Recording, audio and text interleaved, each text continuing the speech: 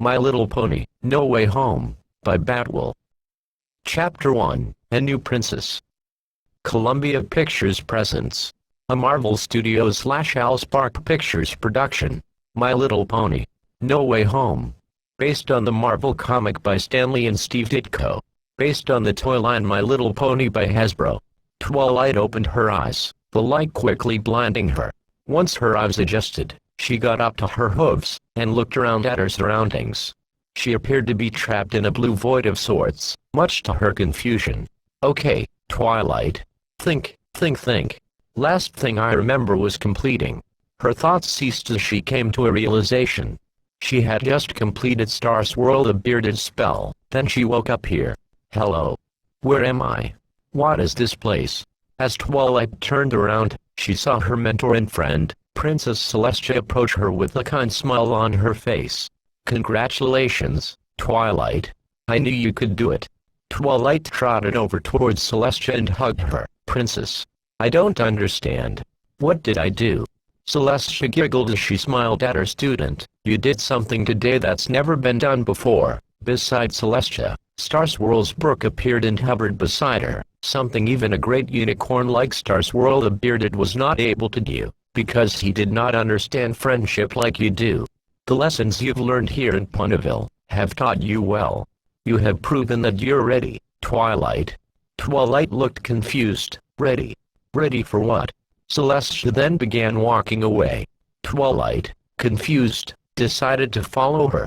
As they walked, various images of Twilight's memories appeared beside them. As they continued to walk, Celestia began to sing. You've come such a long way, and I've watched you from that very first day, to see how you might grow, to see what you might do, to see what you've been through, and all the ways you've made me proud of you. It's time now for a new change. To come, you've grown up, and your new life has begun. To go where you'll go, to see what you will see, to find what you will be, for it's time for you to fulfill your destiny. As Celestia flared her wings, a piece of magic plopped out of Twilight's chest, and began to swirl around her, levitating her into the air. Soon enough, she was completely engulfed in the swirl of magic, and a bright light engulfed the strange blue void. The skies of Ponyville were a sight to behold. The main six rushed out of Golden Oaks Library, and looked to the sky, only to see Twilight's cutie mark form in the sky. However, inside the 5 miniature stars surrounding the giant star, 5 silhouettes appeared inside them. One looked like a dinosaur of sorts, one had many arms protruding from its back, one looked like it was made of dirt, one had electricity crackling around it, and the final one looked like a giant elf with sinister yellow eyes. Each of the miniature stars fired a white beam that went all across Equestria. Once the beams ceased, Twilight's cutie mark began descending to the ground. Once it touched the ground, Twilight appeared before her friends, crouching down. Twilight, is that you? Applejack asked. When Twilight stood up, her newly acquired wings flared open majestically. Her friends gasped in shock at Twilight's transformation and approached her. Applejack continued to look flabbergasted. I've never seen anything like it. Rainbow flew over, and embraced her friend in a tight hug. Twilight's got wings. Awesome. A new flying buddy. Rarity approached Twilight as she smiled. Why, you've become an alicorn. I didn't even know that was possible. Suddenly, Pinkie was swinging back and forth on a tightrope with her party hat on her head and a party kazoo in her hoof. Alicorn party. Pinkie then blew into her party kazoo. Fluttershy then trotted over to her friend. Wow, you look just like a princess. Suddenly, Princess Celestia flew down behind them and smiled. That's because she is a princess. Everyone present gasped at this revelation. Hold on a second. Pinkie then pulled out a glass of water and drank it, only to spit it out a moment later. Twilight looked genuinely startled by this claim. A princess. Celestia then placed a hoof on Twilight's shoulder. Since you've come to Ponyville, you've displayed the charity, compassion, devotion, integrity, optimism, and of course, the leadership of a true princess. Twilight's ears then fell to her head. But, does this mean I won't be your student anymore? Not in the same way as before. I'll still be here, to help and guide you, but we're all your students now too. You are an inspiration to us all, Twilight. Everyone then proceeded to bow before Twilight, each of them smiling as they did. Twilight's eyes then widened. But, what do I do now? Is there a book about being a princess I should read? Celestia giggled as she rose to her hooves. There will be time for that later. Twilight smiled in response. It was true, she really was a princess now. Nothing could go wrong for her now. It's been a few hours since Twilight's ascension. Preparations for Twilight's ceremony are currently underway. Celestia sat atop her throne with a smile on her face. She was beyond proud of her student-turned-princess. Twilight's destiny has now truly begun. Celestia was broken out of her thoughts by her sister, Princess Luna, who stormed into the throne room with an angry scowl on her face. "What have you done, sister?" Celestia arched an eyebrow. "Luna, what do you mean? What has gotten you so upset?" Luna pointed her hoof at her sister. "Do not play coy with us, dear sister. We no doubt have felt it too. There has been a shift in the realm, one caused by you." "What? Did you do?" Celestia sighed and closed her eyes. "Tonight, my student Twilight Sparkle ascended into Alicornhood." Luna's eyes widened. "Dost thou know what thou hast done?" "Luna. Do not Luna me, Shia!" Luna yelled, breaking into using modern-day speaking instead of her royal way of speaking. "Due to your restlessness, in getting Twilight to fulfill her destiny, you have brought great dangers to Equestria." Celestia eyed Luna for a moment. "And how can you be so sure?" Luna frowned. "Follow to the dungeon, and see for yourself." As Luna led her sister into the Canterlot dungeon, Celestia quickly took notice of one of the cells. Specifically the one with the magical barrier around it. Celestia turned to her sister. "Luna, why does this one have a barrier spell around it?" Luna gestured for her sister to approach the cell. "See for yourself." Celestia approached the cell carefully, nice and slowly. Once she got close enough, a creature jumped at her, causing Celestia to recoil in surprise. Once she recovered, she got a good look at the creature. The creature snarled as Celestia turned to Luna. "Luna, what is that creature?" Luna approached her sister. "That is one of the multiversal trespassers that I picked up with my magic. A few hours ago I sensed an otherworldly presence. Following it led me to the crystal caves beneath Canterlot." She turned to face the creature. "Where I found him." Celestia looked on in realization. Twilight's ascension brought this creature here. Luna shook her head. "Not only him, but 4 more. Not only that, but we have felt the power these trespassers hold, and they are nothing that Equestria has ever seen before. It is our duty to find these multiversal trespassers and clean up your mess." Celestia sighed. "Okay. But first we must attend Twilight's ceremony." Luna's eyes widened. "Surely you jest. We have bigger matters to attend to." When young Sparkle ascended into an Alicorn, Equestria started getting some visitors. From every universe. "I know. But what would you have me do? Cancel the ceremony and possibly start a mass panic, not to mention that Twilight is already stressed enough about being a princess. If I tell her about this, then she might have a meltdown. I will not put her under that kind of stress. We will deal with this after everything has calmed down." Luna was ready to object, but silenced her tongue. "Very well, dear sister. But no matter what you are doing, if there is even the slightest detection of a multiversal trespasser, you will drop everything and help me capture them." And with that, Luna left the dungeons. Celestia went to follow, but not before glancing back at the creature in its cell. She sighed as she left the dungeons. The creature's roars could be heard as she left.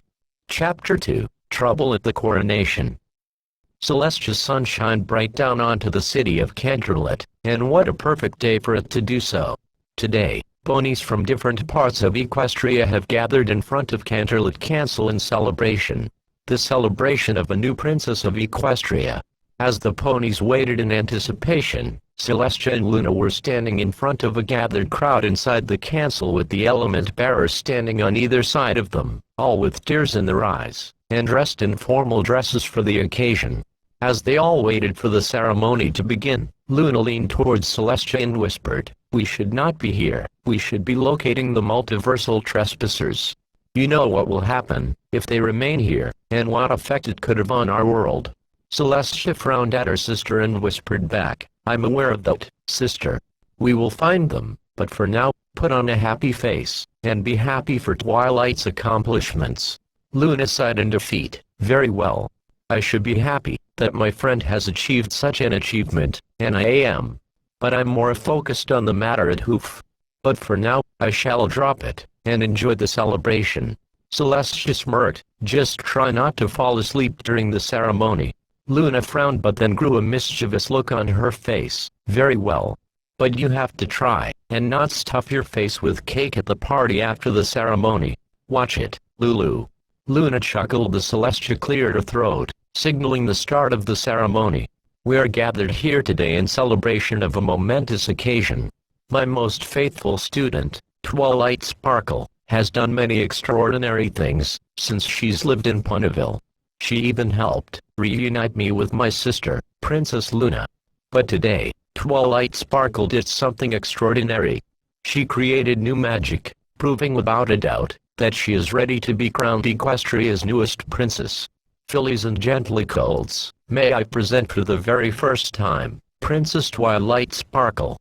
The doors to the room opened to reveal the newly titled Princess Twilight Sparkle, who was wearing a beautiful dress for her coronation ceremony.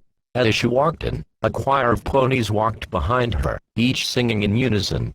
The Princess Twilight cometh, behold, behold a princess here before us, behold, behold, behold, behold, behold, behold, behold, the Princess Twilight cometh, behold, behold, behold, behold, the princess is here.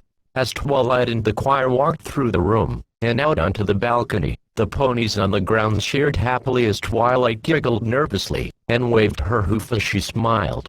As Twilight was waving, Celestia walked up behind her, and whispered in her ear, "Say something, princess."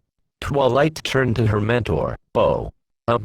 She cleared her throat, and began to speak. "A little while ago, my teacher and mentor Princess Celestia sent me to live in Ponyville.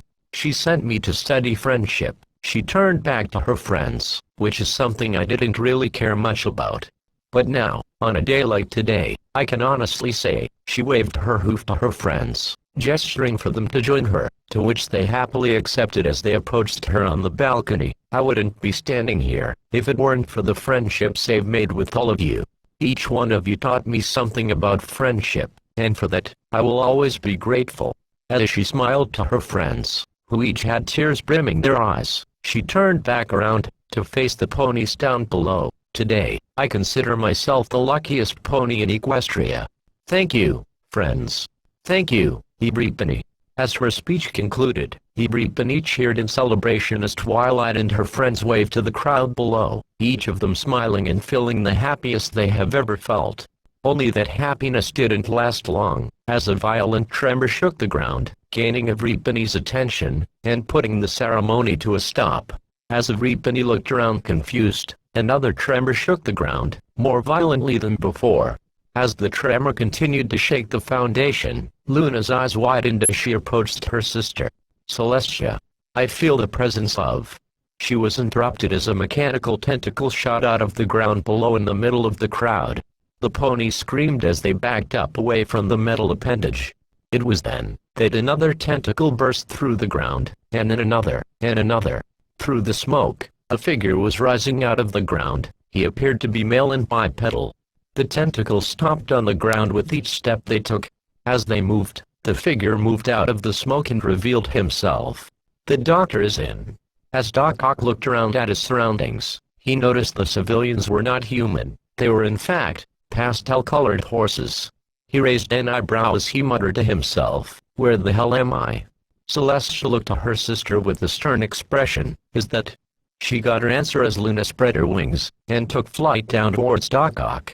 Celestia then followed her sister's example, and flew down after her. Twilight and her friends watched with widened eyes as they approached the edge of the balcony, to watch the situation unfold. "What the hey is that thing?" Rainbow asked.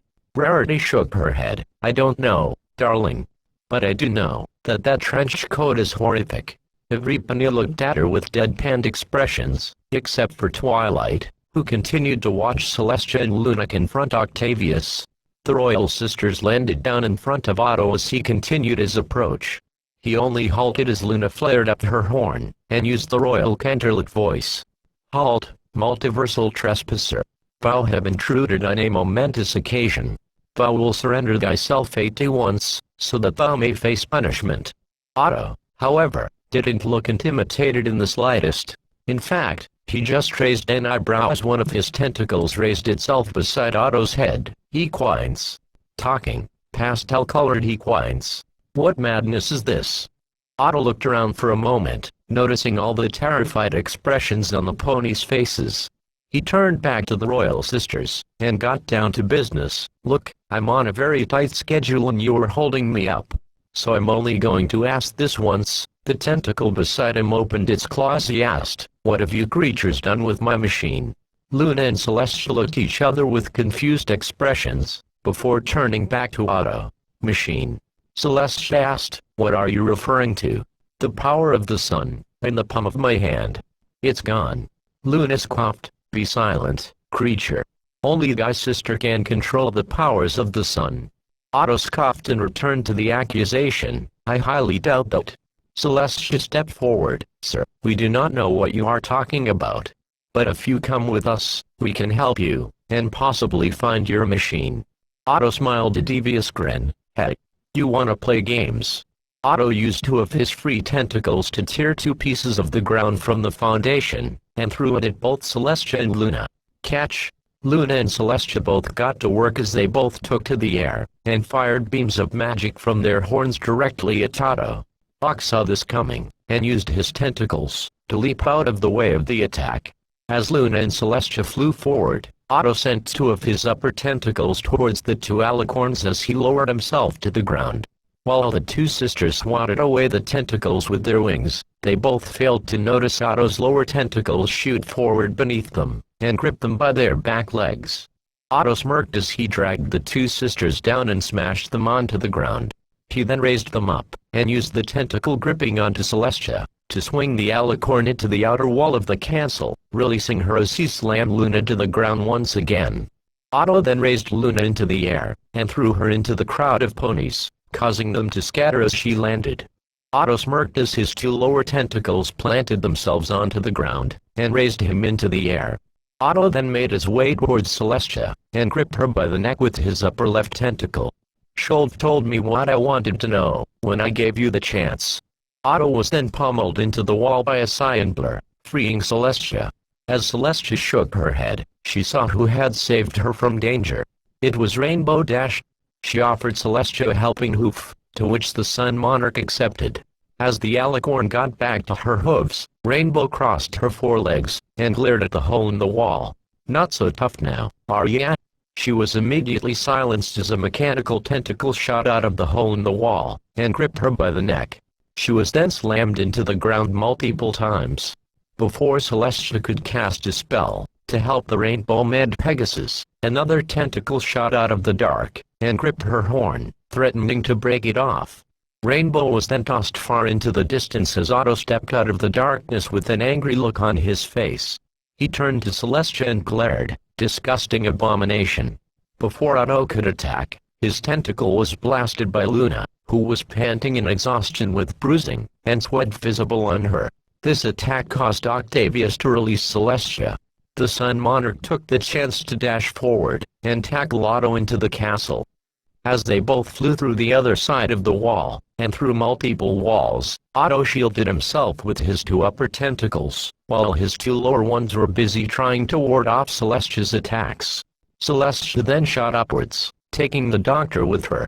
The two crashed through the floor of the ceremony room, alerting the main six of their presence. Celestia then kicked Otto to the floor with pure force. Otto landed safely thanks to his lower tentacles planting themselves on the ground. As Celestia charged forward, Otto sent forward his two upper tentacles, while his right lower one lifted itself off of the floor, and opened up as a giant blade shot up from the center. Ha! Checkmate! But before Otto could send it forward, a lasso wrapped around it, preventing its movement. He turned around, and saw the main six standing before him, ready to fight. Applejack had her lasso held between her teeth, gritting as Twilight stepped forward. Don't touch the princess. Otto shrugged. Okay. He then sent his lower left tentacle towards Celestia, and grabbed her right back leg. He then slammed her down onto the ground, all the while smirking at Twilight, who was gritting her teeth. Otto then gripped onto Applejack's lasso with his upper right tentacle, and pulled her over to him. Once she was close enough, Otto whacked her with his lower right tentacle, and sent her crashing into the wall. The other tentacles then shot forward towards the main six. Flutter, she screamed as she fell to her belly, and covered her eyes, scared out of her mind. Rarity jumped over to defend her friend, igniting her horn as a tentacle approached. Rarity tried to cast a shield spell, but she was too slow as the tentacle grabbed her by the throat. The tentacle shot upwards, and slammed her into the ceiling. The tentacle let go, causing Rarity to fall to the ground.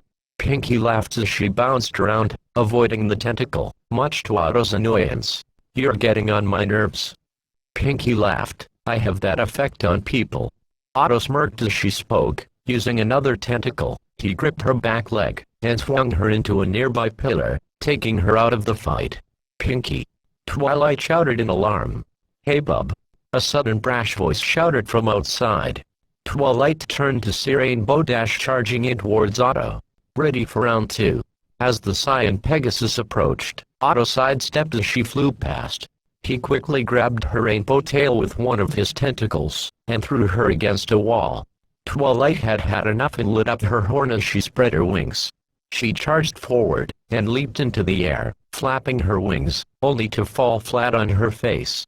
She might have forgotten that she didn't know how to fly. Otto took this chance to grab Twilight by her back leg, and hold her in front of his face. "You creatures are more annoying than I initially thought. I underestimated you." He raised his lower left tentacle, and took out its blade, "but now you die." The tentacle shot forward, aiming right for Twilight's head. Her eyes widened as her horn lit up. Just before the blade hit her, she conjured up a shield spell, protecting her from the blade. Otto looked baffled as he took a good look at his blade. It bent. The blade went back into the tentacle as Otto moved Twilight closer to him. He studied her for a moment before speaking. "What is this? What are you creatures?"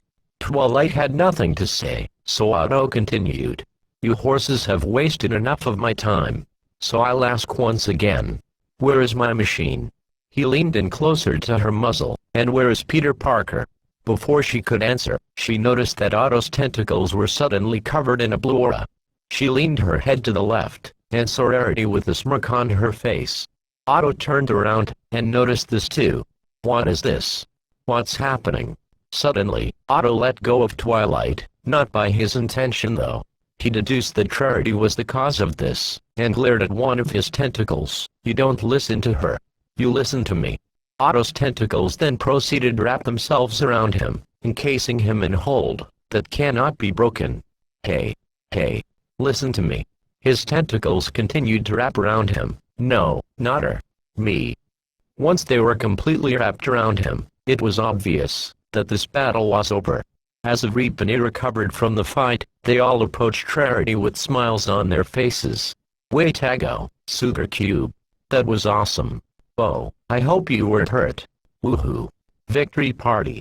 Well done, Rarity." Rarity blushed at the attention. Twilight then turned her attention to Otto, who was glaring at the ponies. As she approached him, Celestia got to her hooves. Twilight sparkle. Her student-turned-princess turned to her. "Step away from him." Twilight looked confused. "But princess." "Step away from him." Twilight nodded quickly, and did what she was told. As Luna flew in from the balcony, she rushed to her sister. "I got Reapany evacuated. There were no casualties, thank Faust." Celestia nodded as they turned their attention to Otto. Clang clang clang. Applejack's ear twitched in the direction of the sound. She looked to her friends. "Yeah, I'll hear that." As the noise got louder, they all turned, and saw an orange bomb roll in the center of the room. When all the light lit up, it exploded, which sent Reapany back into the wall. As Twilight opened her eyes, she saw sinister yellow eyes in the smoke. Then the figure flew out of the smoke as he flew into the room slowly. "The Green Goblin has come to play." Ha ha ha ha ha ha. Otto's eyes widened. "Osborn." Twilight turned to Otto frantically. "Wait. You know." Suddenly, the spikes on Goblin's glider protruded out. Goblin then flew forward at high speeds, intending to stab them all. Twilight braced herself. But the next thing Twilight knew, she and her friends were teleported into the Canterlot dungeons. Chapter 3, Be careful what you wish for. Pain. That was all Eddie Brock felt at this moment. A throbbing pain in his head, like a hangover the morning after a night of drinking. He felt like throwing up, multiple times. The surface he was laying on was soft and tough at the same time, but Eddie didn't care. All he wanted to do was rest, and nothing was going to stop him. Eddie. Except for the parasite currently residing in his very being. Eddie. Maybe if he ignored him, he would shut up. Oh, for the love of Christ. Wake up, Dumbus. Eddie groaned and slowly opened his eyes, but he quickly closed them again as the sunlight blinded him. Ugh, Venom, close the blinds, for God's sake. Eddie said groggily. I'd like to, really, I would. But I can't, Venom replied. And why's that? Because we're not in the hotel room. Eddie's eyes shot open as he sat upright, which he regretted due to the action making his headache worse. As he rubbed the back of his head, he looked around at his surroundings. He appeared to be in the middle of a forest. Just his luck. Where the hell are we? Eddie asked. How the hell am I meant to know? Because, you're an alien, with an infinite knowledge of the universe. At least that's what you told me. Eddie replied as he stood up. Well, guess what, genius? I don't know where the hell we are, Venom snarked back. Eddie frowned. Alright, touchy much. Let's just figure out where we are, and find out how the hell we got here. It's better than doing, I suppose.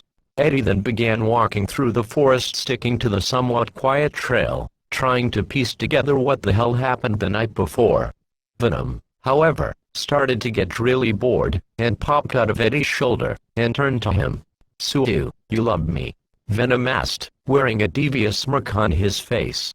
Eddie tried to ignore him. I really don't. Yes you do. No I don't. You love me. You're delusional.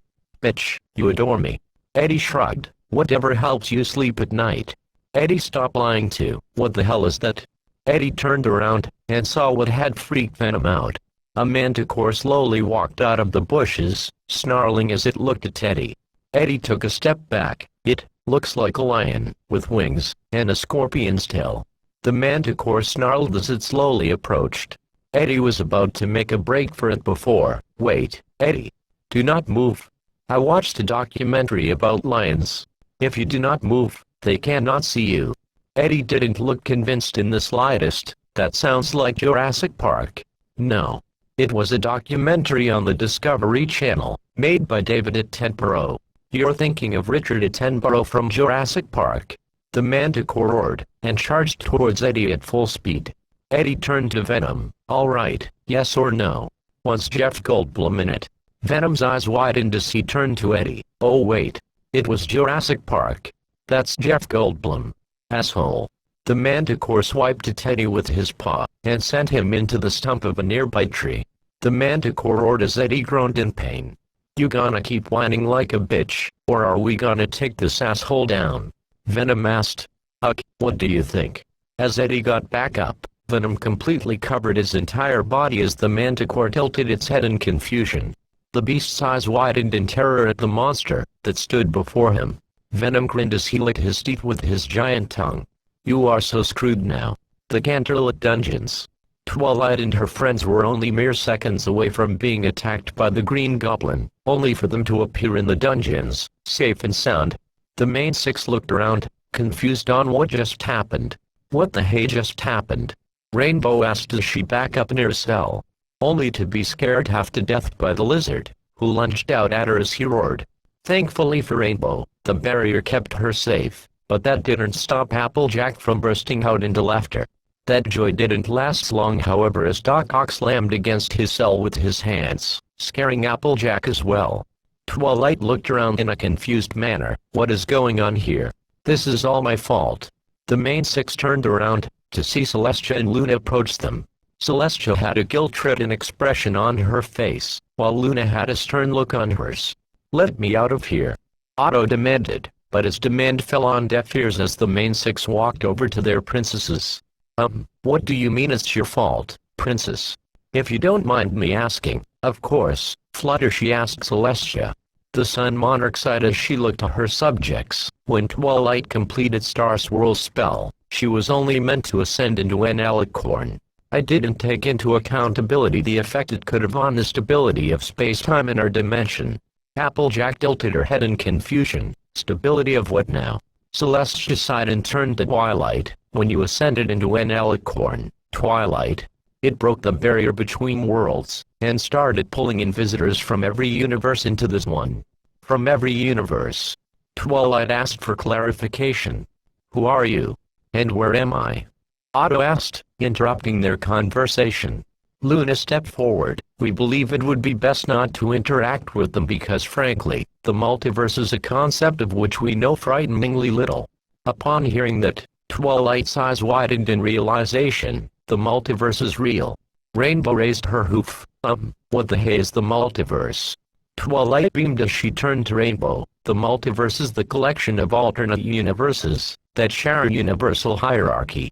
A large variety of these universes were originated from another due to a major decision on the part of somebody. Some can seem to be taking place in the past or future due to differences in how time passes in each universe. Often, the universes are born due to time traveling, hence why some call them alternate timelines. Rainbow blinked a few times, before tilting her head. Twilight sighed. Other universes that we cannot see or access. Luna sighed. This shouldn't even be possible. But when our sister recklessly ascended thou into an alicorn, after thou completed Star Swirl's spell, the barrier between our universe and more broke, and brought these trespassers here. Otto scoffed. Spell? As in magic? What is this? A birthday party? Who is this clown? What is this madness? Twilight frowned. Magic is very real, thank you very much. And you will show Princess Celestia respect. Otto scoffed once more. Please. Pinky then bounced over to Luna. Do you think that angry green elf is a visitor as well? In that case, I have a lot of parties to plan out. Celestia sighed and looked down. Unfortunately, it seems most of these visitors want to bring harm to Equestria. Which is why we must find them, and send them home, before they destroy the fabric of reality. Twilight approached her mentor. We'll help you, Princess. Celestia looked at Twilight. Twilight, this is my mess. That doesn't mean we can't help you. Plus, I must share some of the blame. What? Twilight, this is not. Twilight stomped her hoof. But it is. Because of my ambition, these visitors are stranded here. And as a princess, it is my duty to set things right. So the girls and I are going to help you. She turned to her friends. Right, girls? Yeah. We'll help find these crazy monsters. Rainbow said as she flew around. Hey, watch your mouth. Otto shouted at the Rainbow Med Pegasus. The rest of the main six nodded as Twilight turned back to Celestia with a smug grin on her face. Celestia sighed in defeat. Very well. We shall allow you to help. Thank you, Twilight. Twilight nodded as Luna turned around. We must be off. A statement must be made to explain the attack at the coronation. We trust thou to find anything thou can find out about this angry green elf. As Twilight nodded, Luna and Celestia teleported out of the dungeons as Twilight and her friends turned to Otto and the lizard. Otto looked baffled. How did they just do that? Twilight smirked. A lot of birthday parties. All right, Yaddle. Let's get to work. Applejack exclaimed as the rest of her friends cheered in unison.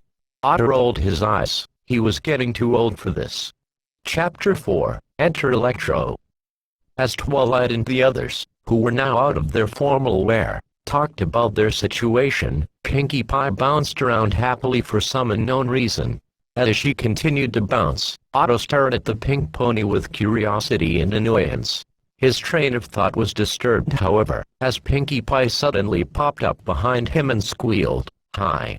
After Otto recovered, he turned around, only for the party pony to shove a party kazoo in his mouth and a party hat on his head.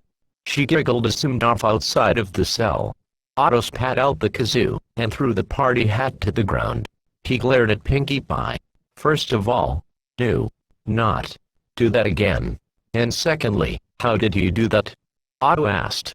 Applejack walked over towards his cell, and stood next to Pinkie. It's Pinkie Pie. Don't question it. Otto stared at the two for a moment before saying, "That's not even a proper answer." Twilight looked over and cleared her throat. "Girls, we need to focus. We can't waste time when we need to find that goblin thing." Rainbow raised an eyebrow. Don't you mean that elf thing?" Twilight turned to her rainbow-mad friend. "Rainbow, it was clearly a goblin." Rainbow crossed her forelegs over her chest. "And how can you tell the difference?" "I just can." "All right. Look, we need to focus, so we can find this goblin, and put an end to this madness." Twilight replied. "It's impossible." Twilight and her friends turned to Otto, who had his back turned to them. Twilight walked slowly towards him. "You know him, don't you? I heard you say his name. Norman Osborn. Brilliant scientist. Military research. But he was greedy, misguided." Otto trailed off. Fluttershy approached slowly. What happened?" Otto turned around sharply and shouted, "We tire of your questions, horse." Fluttershy's eyes turned to pinpricks as she quickly hid behind Rainbow Dash, who was glaring at the scientist. Otto breathed out, and glared at the main six. "It can't be him." Rarity tilted her head. "Why?" "Because Norman Osborn died, years ago. So either we saw someone else, or you're flying out into the darkness, to fight a ghost." As the mares looked at each other with concern, the doors leading outside the dungeon shot open as Celestia and Luna walked in at a fast pace. Twilight approached her mentor. "Princess, is everything all right?" Celestia answered by levitating a scroll to her student. "This is a spell that I developed that can send these trespassers into one of these cells. Hit them with this spell, and they shall be teleported here instantly." Twilight took the scroll with her magic, and rolled it up. She gave the scroll to Applejack, who placed it in the saddlebag that she brought with her. "With this spell, your mission will be made easier, but not by much. Equestria is counting on you, my little ponies." Twilight smiled to her mentor. "Don't worry, Princess. You can count on us." "Yeah. It's not like this could get any worse, right?" Pinkie asked rhetorically. Twilight scratched the back of her head with her hoof. "Ahahaha." Luna stepped forward. "Best of luck to thou, friends, as thou will need it." "Why is that?" Applejack asked. Luna had a serious look on her face. "Because we have received word that the Crystal Empire is under attack by a living lightning storm." Celestia and Luna teleported with the main six to the Crystal Empire. As soon as Luna relayed the information to them, they teleported and ended up right in front of the Crystal Palace. Rainbow covered her mouth with her hoof, her cheeks turning green for a moment. "Ugh, I hate teleporting." Twilight and the others turned around to see Shining Armor and Cadance rush over towards them with frantic looks on their faces. "Shiny." The two siblings embraced one another for a moment before breaking apart. Luna stepped forward. "Niece, what is the situation?" Cadance turned around and pointed to the top of her castle. "That is our situation." They all looked up to see blue electricity colliding with one another, or connecting to be precise, as the electricity appeared to be forming into something. The pony's eyes widened as a bipedal figure started to form in the electricity. Its legs formed first, then some sort of blue clothing formed over it, then its torso and arms formed next along with the weird piece of clothing, then finally, its head. Electro has entered the picture. Electro hovered above the Crystal Palace, not appearing to do anything. Although, strands of electricity appeared to be approaching Electro from all around the Empire. The strands appeared to be originating from the storm outside the barrier protecting the Crystal Empire. Pinkie turned to Twilight. "Ooh, looks like we found another visitor. Although, this one looks kind of mean." Shining Armor turned to Twilight. "When Luna teleported us back to the Empire after the attack, we were preparing to head back to Canterlot to check on you, but then the streets of the Empire were struck by powerful bolts of lightning.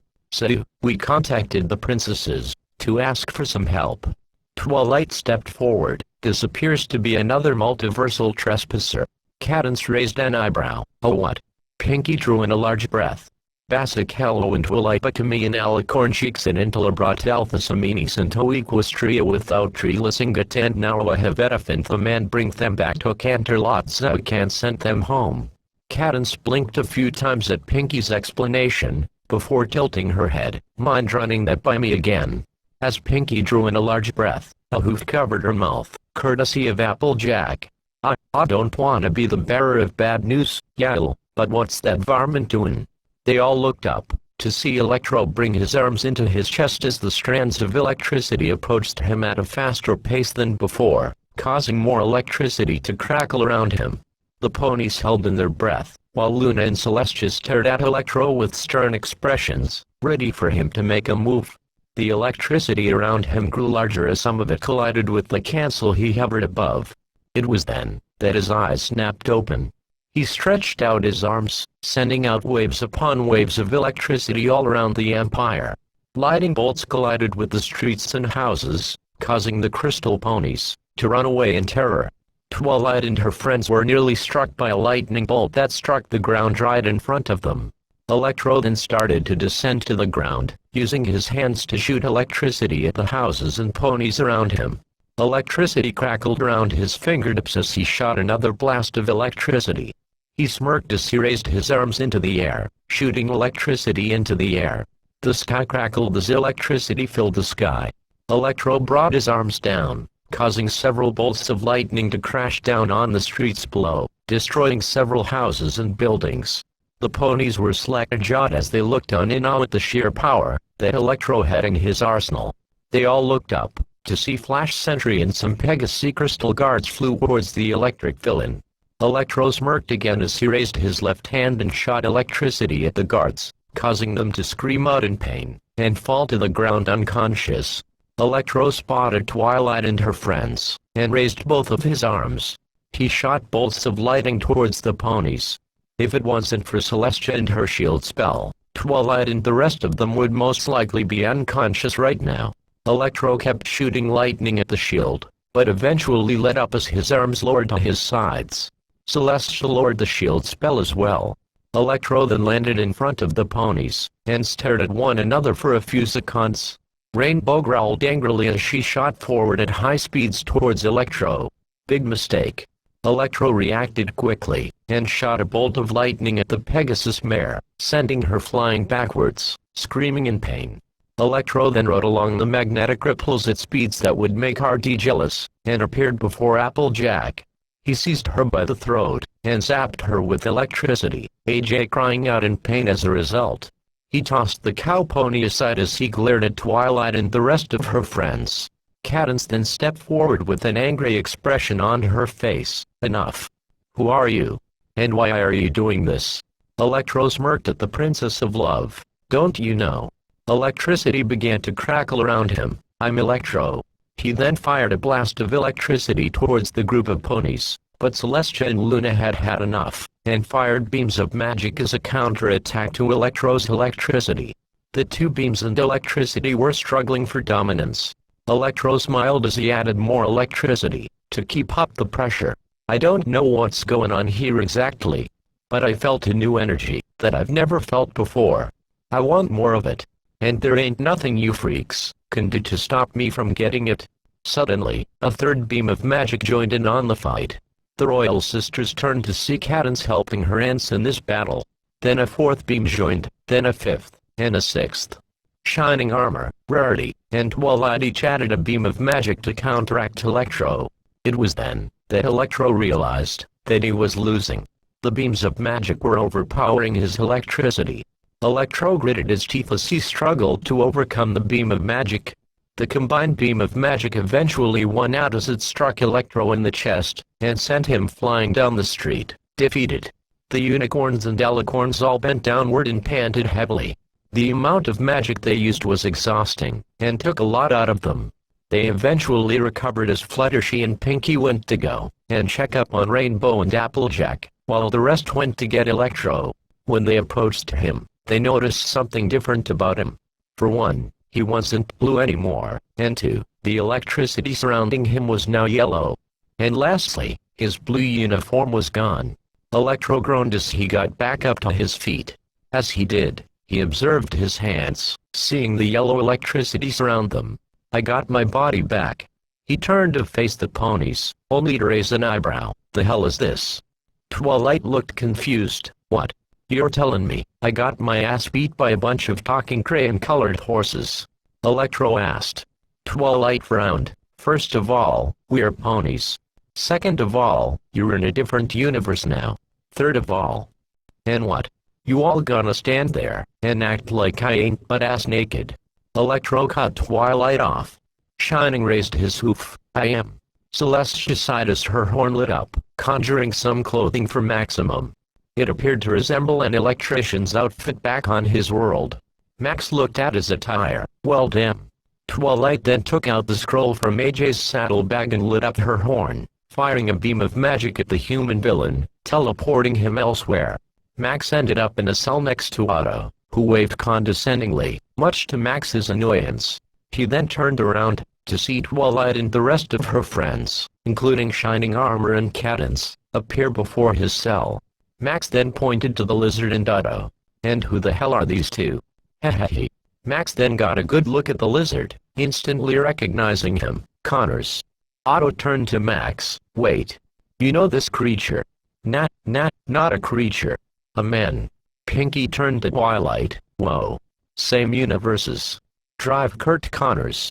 He was a scientist at Oscorp when I worked there. A brilliant scientist, until he turned himself into a lizard.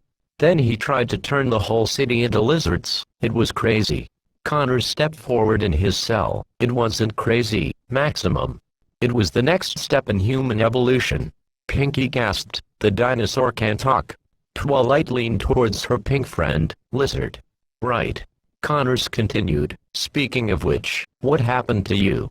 Last I recall you had bad teeth, glasses and a comb-over. Did you get a makeover? Lizard smiled. You know I could give you a real makeover. Max frowned. Let me guess, into a lizard. Exactly. Max waved his hand dismissively. Yeah, whatever. He turned to the ponies. Where the hell are we? Celestia stepped forward. The dungeon's beneath Canterlot. Max stifled a laugh. Canterlot? Seriously? What is Sir Lancetard coming to interrogate me or something? Twilight tilted her head. Who? Max sighed. Forget about it. He looked down to his hands. I just want another taste of that new energy I just felt. His hands crackled with electricity, making the ponies all the more nervous. Meanwhile, on the outskirts of Ponyville, a small grain of sand made its way into town. The Sandman is coming to town. Chapter 5. Mr. Sandman, bring me a dream. The mask of the Green Goblin hung on the edge of a dumpster. Even though it was not sentient, Norman could feel it glaring at him as he hid his glider underneath a dirty sheet. Norman had nowhere else to go. After the attack, he fled to a nearby alleyway somewhere on Canterlot. Scared and confused, he decided to hide as he tried to piece everything together. Why is this happening? Norman asked no one in particular. You're a coward, Osborn. Norman's eyes turned to pinpricks as he turned to face the goblin mask, fear evident in his eyes. Look at the opportunity that has been graced to us. We have a new world to conquer, said the goblin's voice. When Norman didn't reply, Goblin scoffed, you make me sick. Leave me alone. Please, Norman pleaded. Hiding in the shadows. Hiding from you truly are. No. You can't escape yourself. Norman had heard enough as he picked up a nearby rock and smashed the mask to pieces. As the mask broke apart, Norman dropped the rock and ran away in fear, all the while hearing the goblin's maniacal laughter. It was a peaceful day in Ponyville, no monsters attacking, or evil ponies trying to take over. It was just a perfect day. Derpy Hoops was flying around delivering mail to every penny on her route. The Cutie Mark Crusaders were running around crusading for their cutie marks, and everybody else was just going about their day-to-day lives. But there was someone in Ponyville who wasn't happy, not at all. In fact, he felt sad. Up on a nearby hill, a cloud of sand moved around the hilltop, and began to take shape. It was the form of a man, sitting down, looking into the distance. He sighed as he looked down at the pendant in his hand. He opened it up, to reveal a picture of his daughter, Penny. He sighed and closed his hand as a small tear fell from his eye. Flint Marko needed to get home, not for himself, but for her. Twilight sighed as she rubbed her forehead with her hoof. It's been a few hours since they caught Electro, and they have all been waiting for any sign of the goblin. Rainbow Dash was currently hovering in front of Electro's cell, talking to him to pass the time.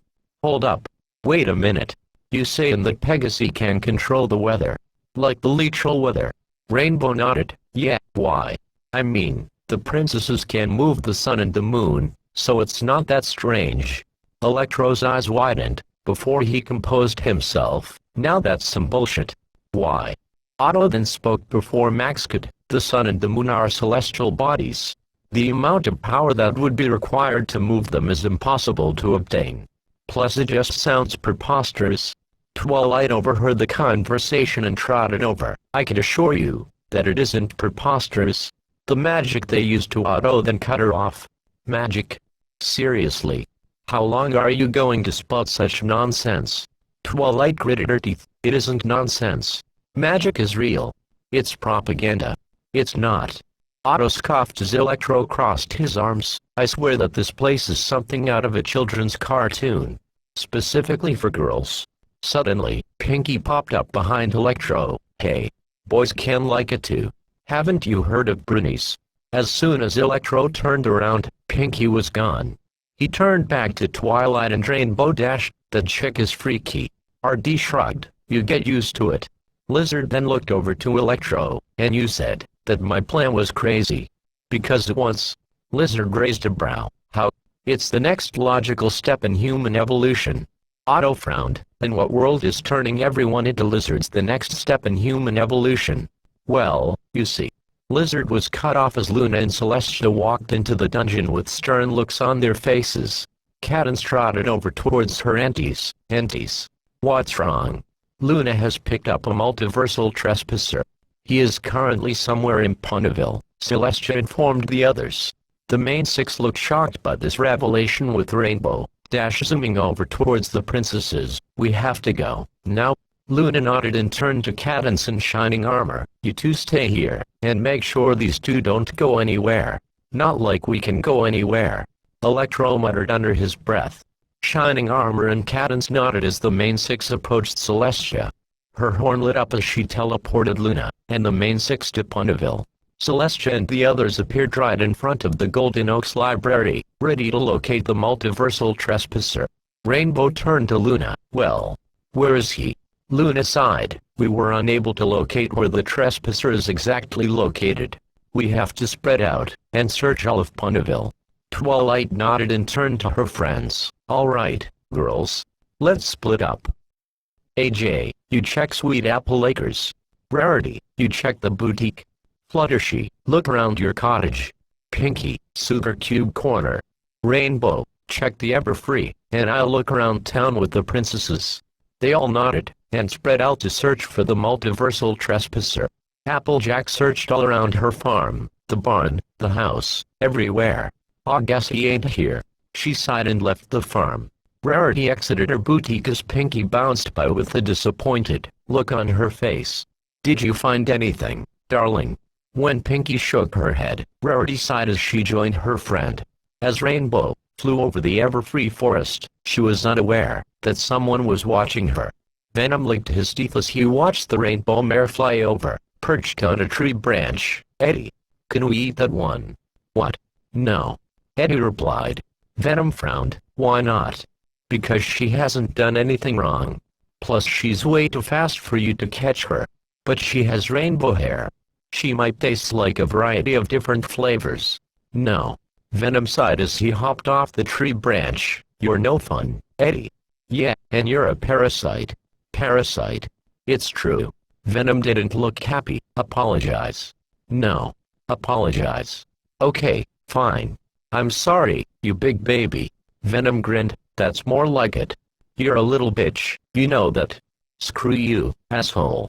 Fluttershy walked out of their house, not finding anything, and trotted up a nearby hill.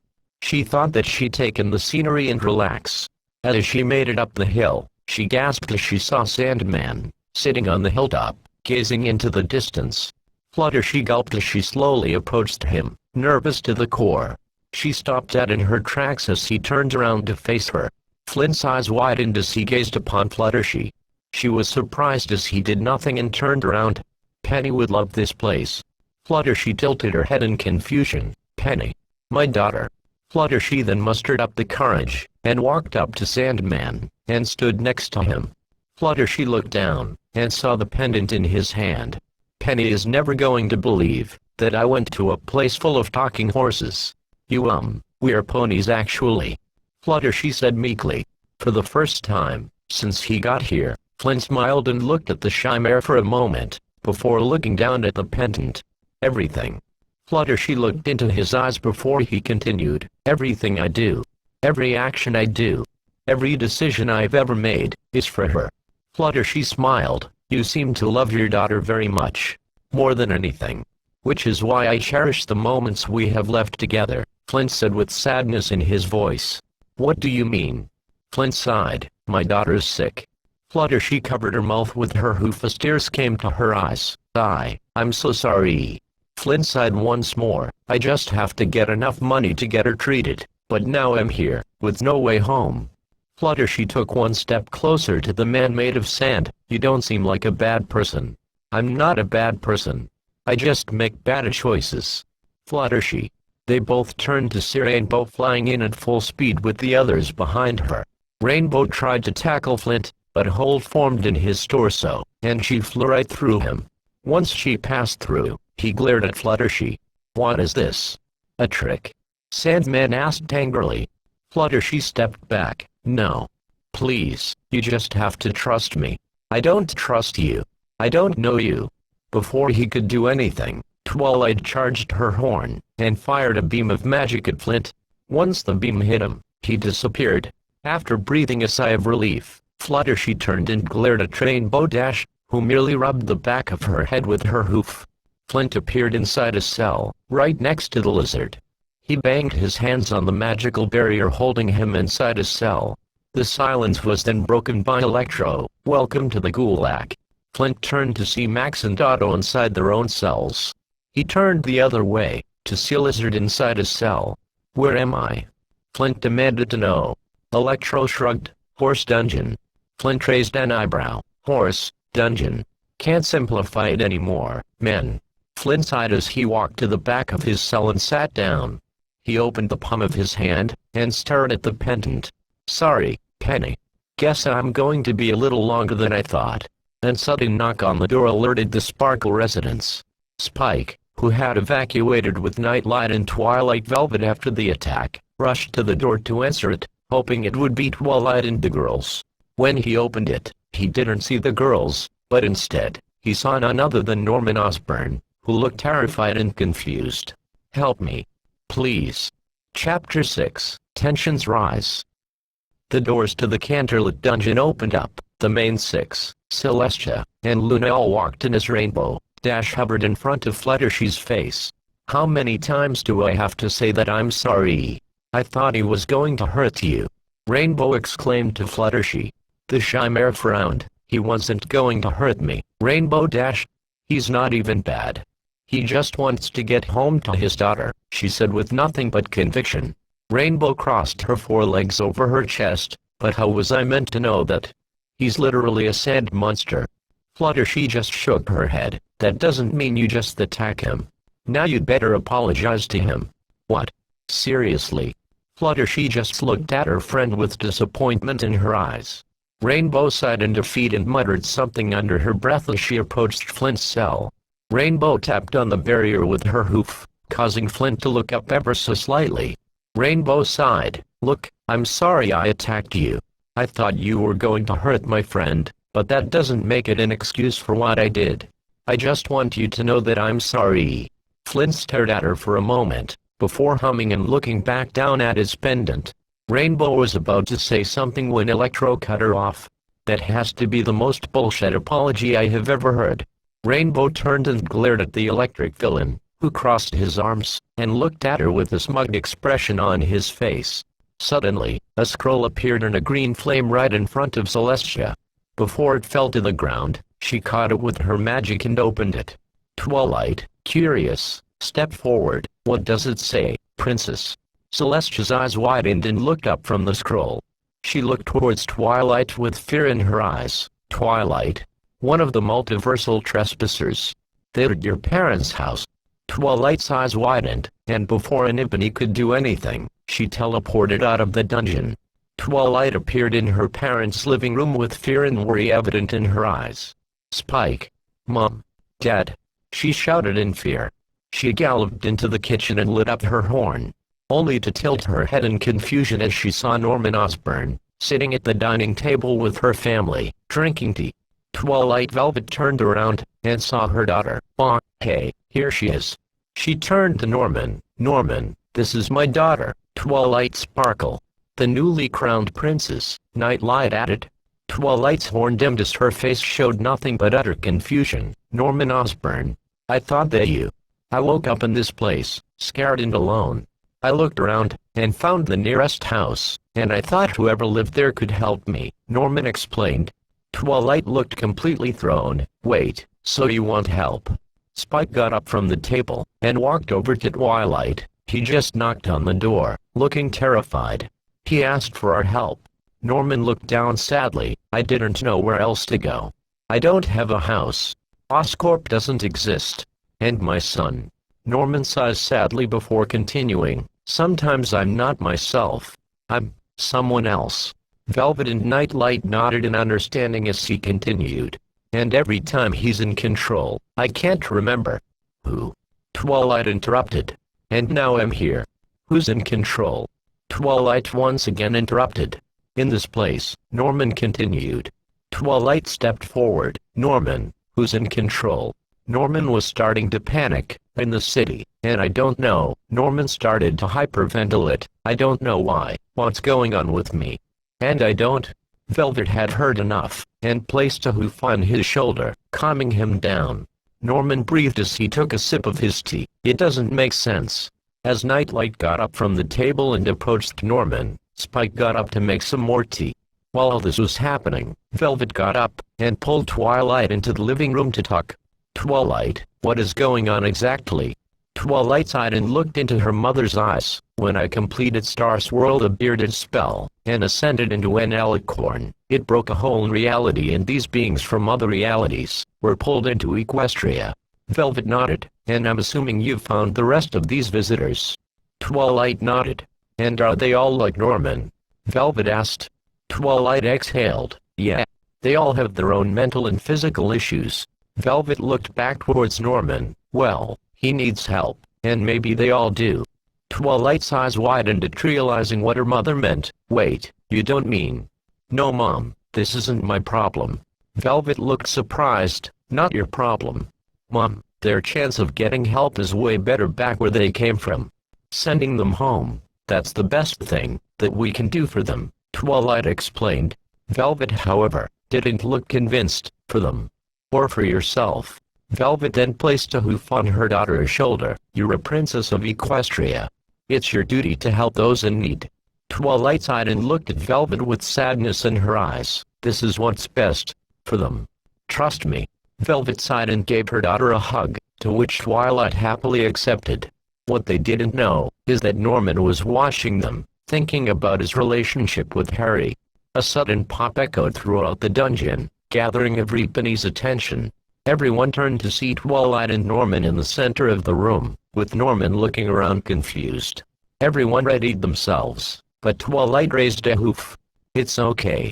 He won't hurt us." She then gestured to Norman. "Everybody, this is Mr. Osborn." "It's Doctor," Norman corrected. Twilight chuckled in embarrassment. "Sorry. Dr. Osborn, these are my friends. Rainbow Dash, Pinkie Pie, Rarity, Applejack, and Fluttershy." She then gestured to Cadance in Shining Armor. "And this is my brother, Shining Armor, and my sister-in-law, Cadance." Norman nodded as he looked around. "Fascinating." Norman then took notice of the cells, his curiosity getting the better of him. He approached Otto's cell. His eyes widened when he saw Octavius. "Octavius?" Otto turned around and looked shocked. "Osborn? What happened to you? What happened to... You're the walking corpse." Norman looked confused. "What do you mean? You died, Norman?" "Years ago."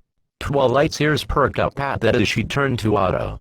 Norman chuckled at the impossible accusation. "You're insane." "God, I love it here," Electro inputted. Twilight walked over towards the cells with her friends behind her. "What are y'all talking about?" Applejack asked. "He's right there." "He's not." Rarity was then cut off by Sandman. "Dead," Sandman and walked to the front of his cell. They both died. Fighting Spider-Man. Rainbow tilted her head. Spider who? Sandman continued, ignoring the rainbow mad Pegasus. It was all over the news. Green Goblin. Impaled by the glider you flew around on. As Norman processes this information, Sandman turns to Doc Ock, and a couple years later, you, Doc Ock, drowned in the river with your machine. Otto scoffed at the man made of sand. That's nonsense. Spider-Man was trying to stop my fusion reactor. So I stopped him. I had him by the throat and then Otto then struggles to remember, until realization occurs, and then I was here. As the ponies let the information sink in, Electro rolls his eyes. Oh please, let me tell you something.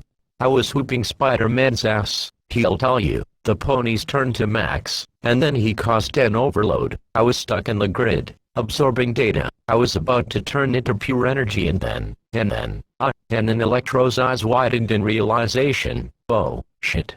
I was about to die. Lizard looks towards Electro. Max, do you know, do I die? Before Twilight could say anything, Luna and Celestia entered the room with the scroll, being held in Luna's magic.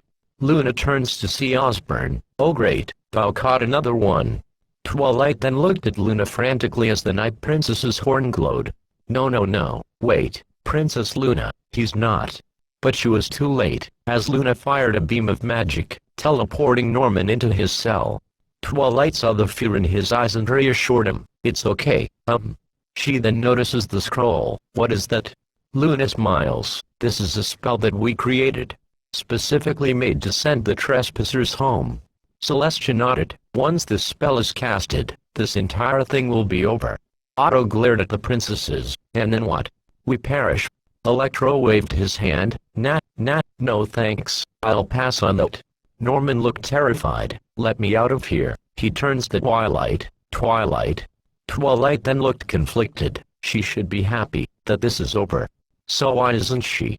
She turns to Luna. Princess, we can't send them back. Not yet. Luna raised an eyebrow. Why not? Twilight looked back at the villains, before turning back to Luna. Some of these beings are gonna die. Rainbow then stepped forward. Yeah. We can't just let them die. That's not cool at all. Luna sighed and looked at Twilight with a stern look in her eyes. Twilight. It's their fate. Twilight looked shocked at what Luna had just said. Come on, princess. Show some compassion, have a heart. Luna was about to reply, but Celestia stepped forward. My faithful student.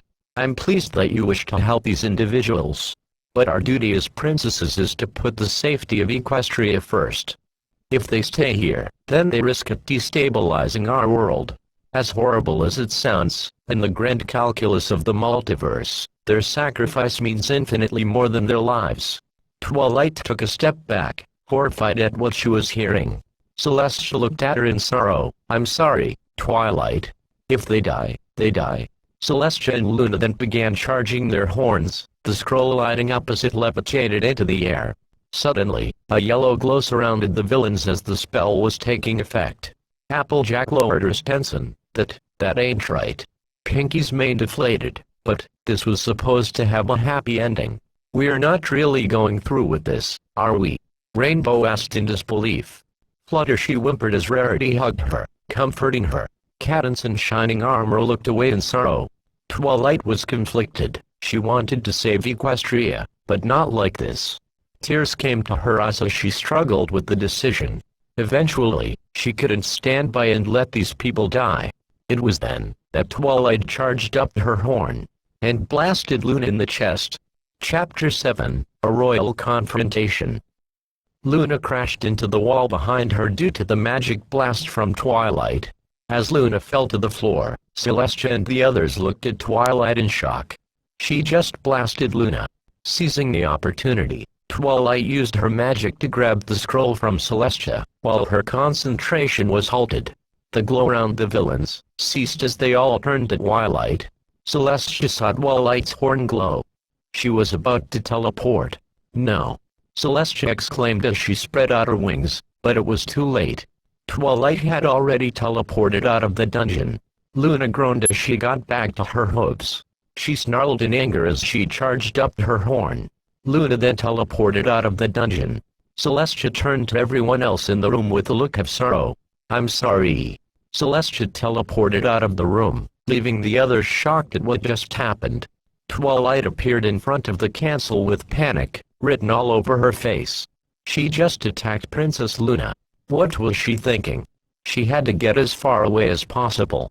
She started to gallop away from the castle, sweat dripping from her forehead.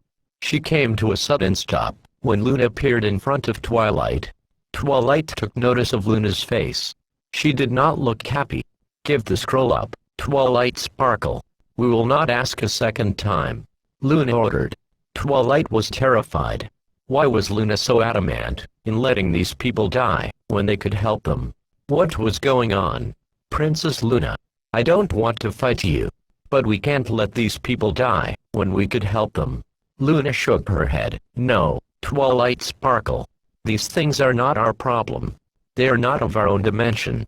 We do not believe that thou understand the gravity of the situation.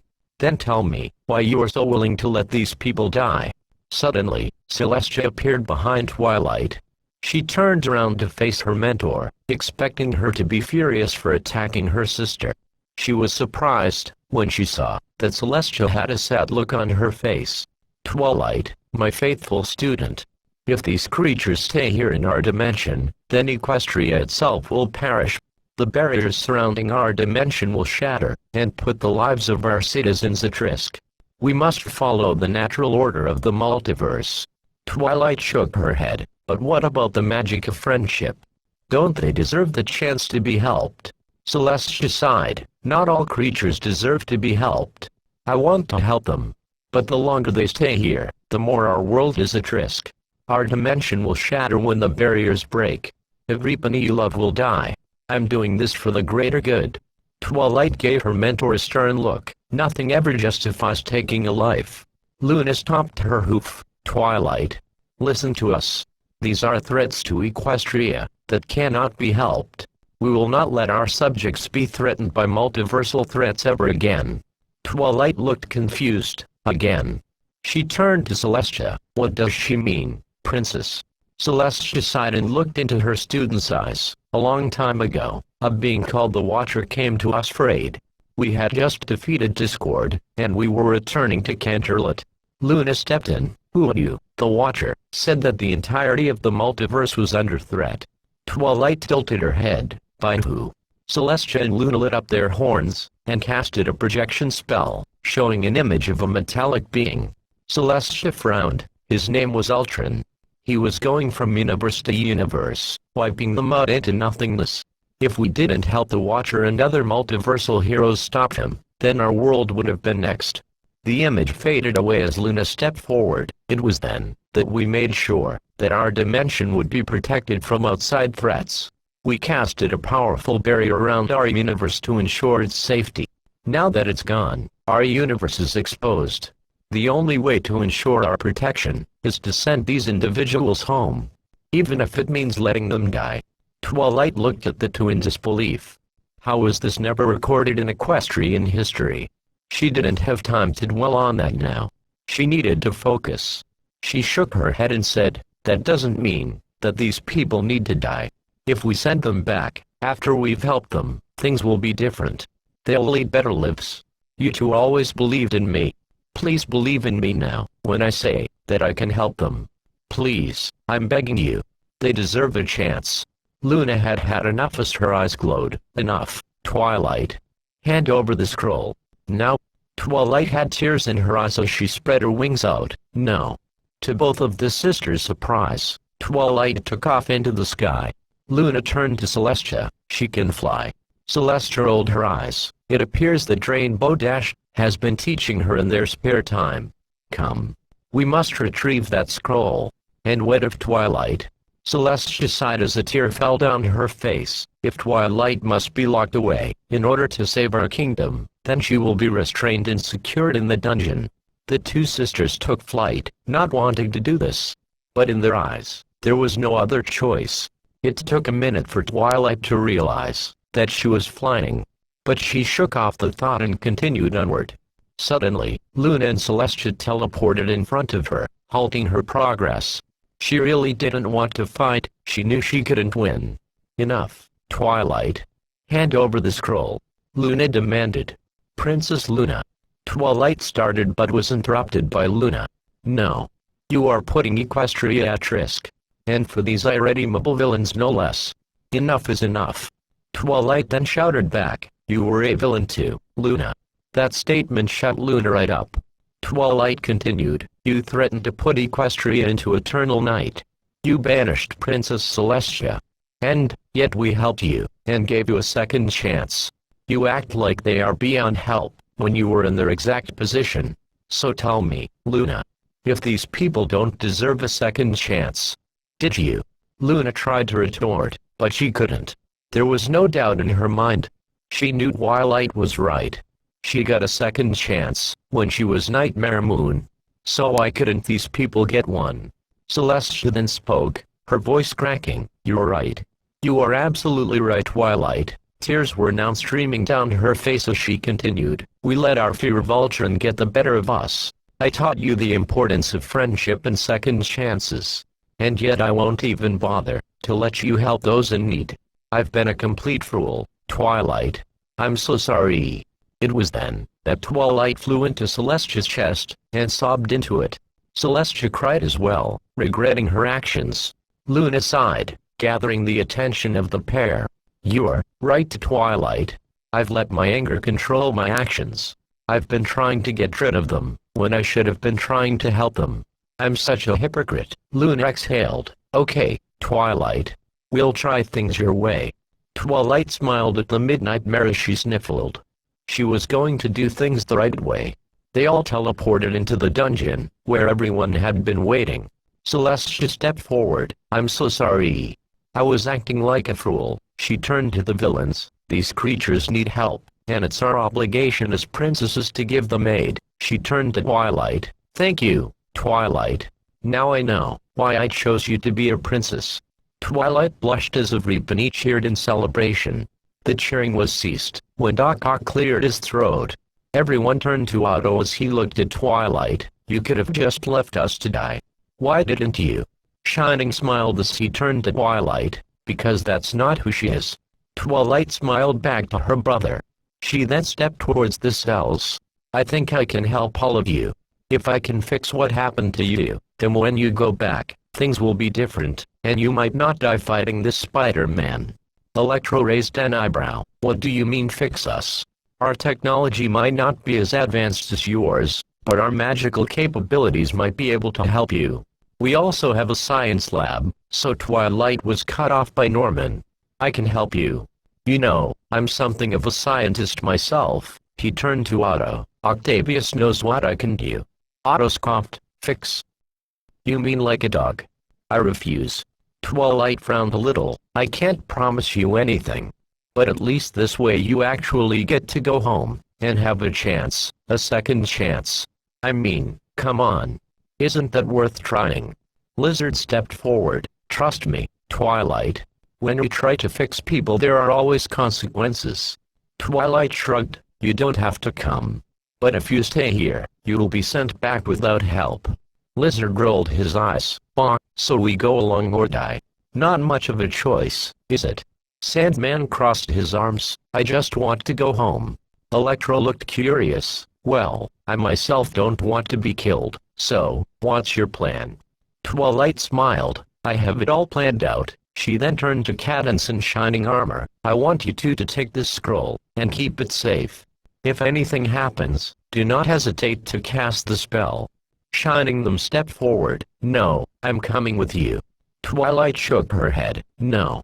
If things get out of hoof, I'll need somebody I trust to keep that spell safe and cast it. Please. BBBFF. Shining sighed as he gave in. Okay. But be careful. And if I don't hear from you, Cadance will cast that spell.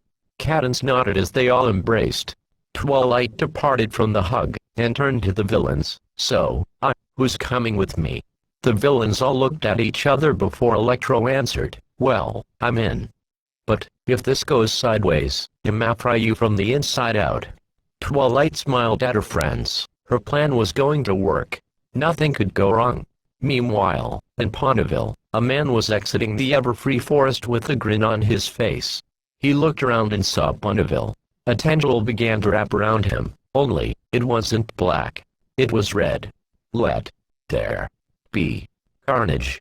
Chapter 8, There's Gonna Be Carnage.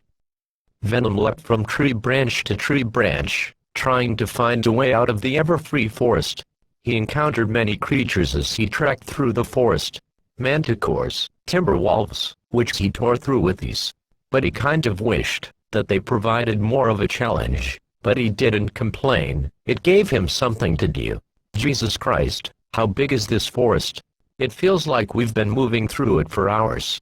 Eddie complained in annoyance.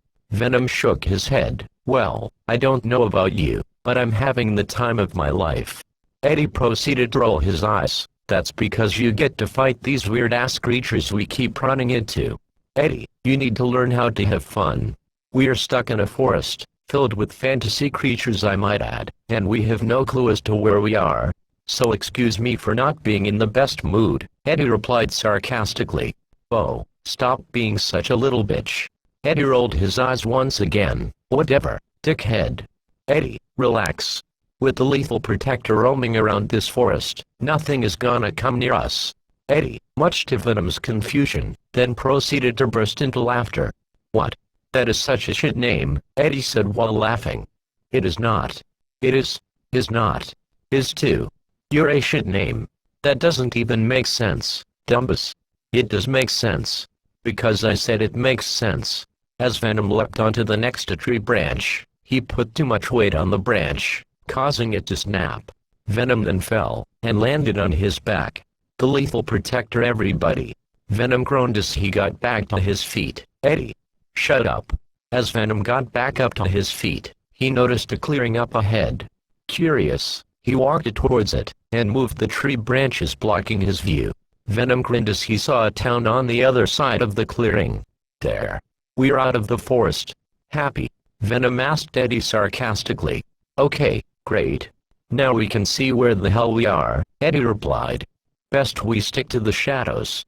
Don't want any unwanted attention drawn to us. Good idea. Venom nodded as he leapt into the air, heading towards the nearby town, Ponyville. Venom stuck to the plan as he kept in the shadows, avoiding anyone spotting him.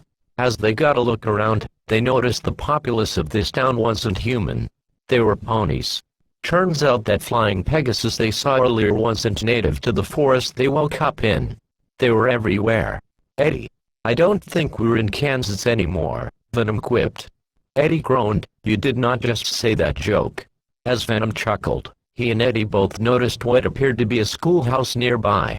Venom, moving carefully, decided to check it out. They eventually made it to the roof of the schoolhouse, where luckily, no one was around to see them. The only ponies present were 4 fillies, who were standing in front of the schoolhouse. Venom noticed that 3 of them looked like they were being bullied by the one wearing the tiara. Venom frowned. I hate bullies. Me too, Eddie replied. Venom then suddenly grinned. I have an idea. Meanwhile, the Cutie Mark Crusaders were being picked on by Diamond Tiara, which was a normal occurrence for them. Leave us alone, Diamond Tiara, Sweetie Belle said to the bully. Tiara scoffed. Oh. And what will happen if I don't? Blank flanks. Suddenly, a giant thump was heard from behind her. Something landed. Something big? Tiara noticed the CMC. They looked scared, but not of her. She turned around and saw Venom, smiling down at her. As she stepped back, Venom stepped forward. You go near them again. In fact, you go anywhere in this town, preying on innocent ponies, we will find you, and eat your forelegs, and then your hind legs, and then we will eat your face right off your head. Do you understand? Tiara looked terrified, but Venom continued. Yes, so you will be this legless, faceless thing, won't you? Rolling down the street. Like a turd in the wind. Do you feel me? The bully nodded as Venom leaned close to her face. Good. Now, get lost. Venom shouted as the scared filly ran away screaming. The CMC turned to Venom, who gave them a small salute with his hand. Before they could say anything, Venom leapt into the air, and returned to the shadows. The CMC turned to each other. That, a pleb bloom started. Was, Sweetie continued. Awesome. Scootaloo finished. Meanwhile, in the town square, Cletus Cassidy was walking through town, giving everybody he passed a creepy and twisted smile. Some ponies stared, while others ran away in fear. Either way, Cletus was relishing it. His attention was suddenly drawn to a screaming filly wearing a tiara. "Help! There's a giant black monster that threatened to eat me." Cletus then had a thought. There was only one thing that he knew would do that. But it couldn't be possible. Cletus killed Eddie Brock and Venom. So whoever this was, couldn't have been them. But that didn't matter. Cletus smiled as a red tendril slowly made its way out of his back. The tendril then shot forward, and destroyed the town square statue. Venom leapt onto the branch of a tree, feeling pretty proud of himself for standing up for those fillies. He watched the small little town, feeling at peace. He wasn't the only one, as Eddie felt somewhat calmer, although he still wants to find a way home. "Peaceful, isn't it?" Eddie asked Venom. Venom nodded. "It is." They were silent for a moment, just taking it all in. Venom then broke the silence. "You still have feelings for Anne, don't you?" Eddie sighed. "It doesn't matter anyway. She's getting married, she's with Dan, she's happy. That's really all that matters." Things were silent again. It was so silent that the wind's breeze could be heard. "What do we do now?" Eddie didn't have an answer for that. He had no idea where they were, and had no way of getting back home. They were stuck. "But I think we were pretty screwed." Suddenly, the two heard a scream. Then another one, and more and more. There was a collection of screams coming from the town square. Venom grinned. "Finally. Things were getting too depressing for my tastes." Venom then jumped off of the tree branch, and leapt from building to building towards the town square. Ponies were running. Buildings were attacked. The town square was in complete carnage. A pony was suddenly grabbed by a red tendril, and pulled towards the red monster attacking the town square. Once close enough, the monster known as Carnage grabbed the pony by the throat, and held him close to his face. Carnage opened his mouth, showing off his long tongue and razor-sharp teeth. The pony didn't have any time to react as Carnage bit his head clean off without difficulty. Carnage tossed the body aside as he roared into the sky, causing the remaining ponies to run away in complete and utter terror. Carnage shot two tendrils out of his back, and grabbed two ponies behind him. He then snapped their necks instantly, once again tossing the bodies aside. Carnage then walked forward at a menacing pace, his hand transforming into an axe as ponies ran for their lives. He then extended his arm as he swung, decapitating the ponies running in front of him. His hand transformed to normal as he roared. It was then that Venom leapt from a rooftop, and landed in the town square. He then saw all of the bodies. All of the dead ponies. Venom clenched his fist, and snarled as he turned to see who did this. Once they saw Carnage, Venom slumped. "You've gotta be shitting me. You've gotta be shitting me." Carnage then turned around, taking notice of Venom. His eyes widened in confusion, which then turned to anger. "You." Carnage then peeled back into Cletus' skin as he walked forward, Venom doing the same.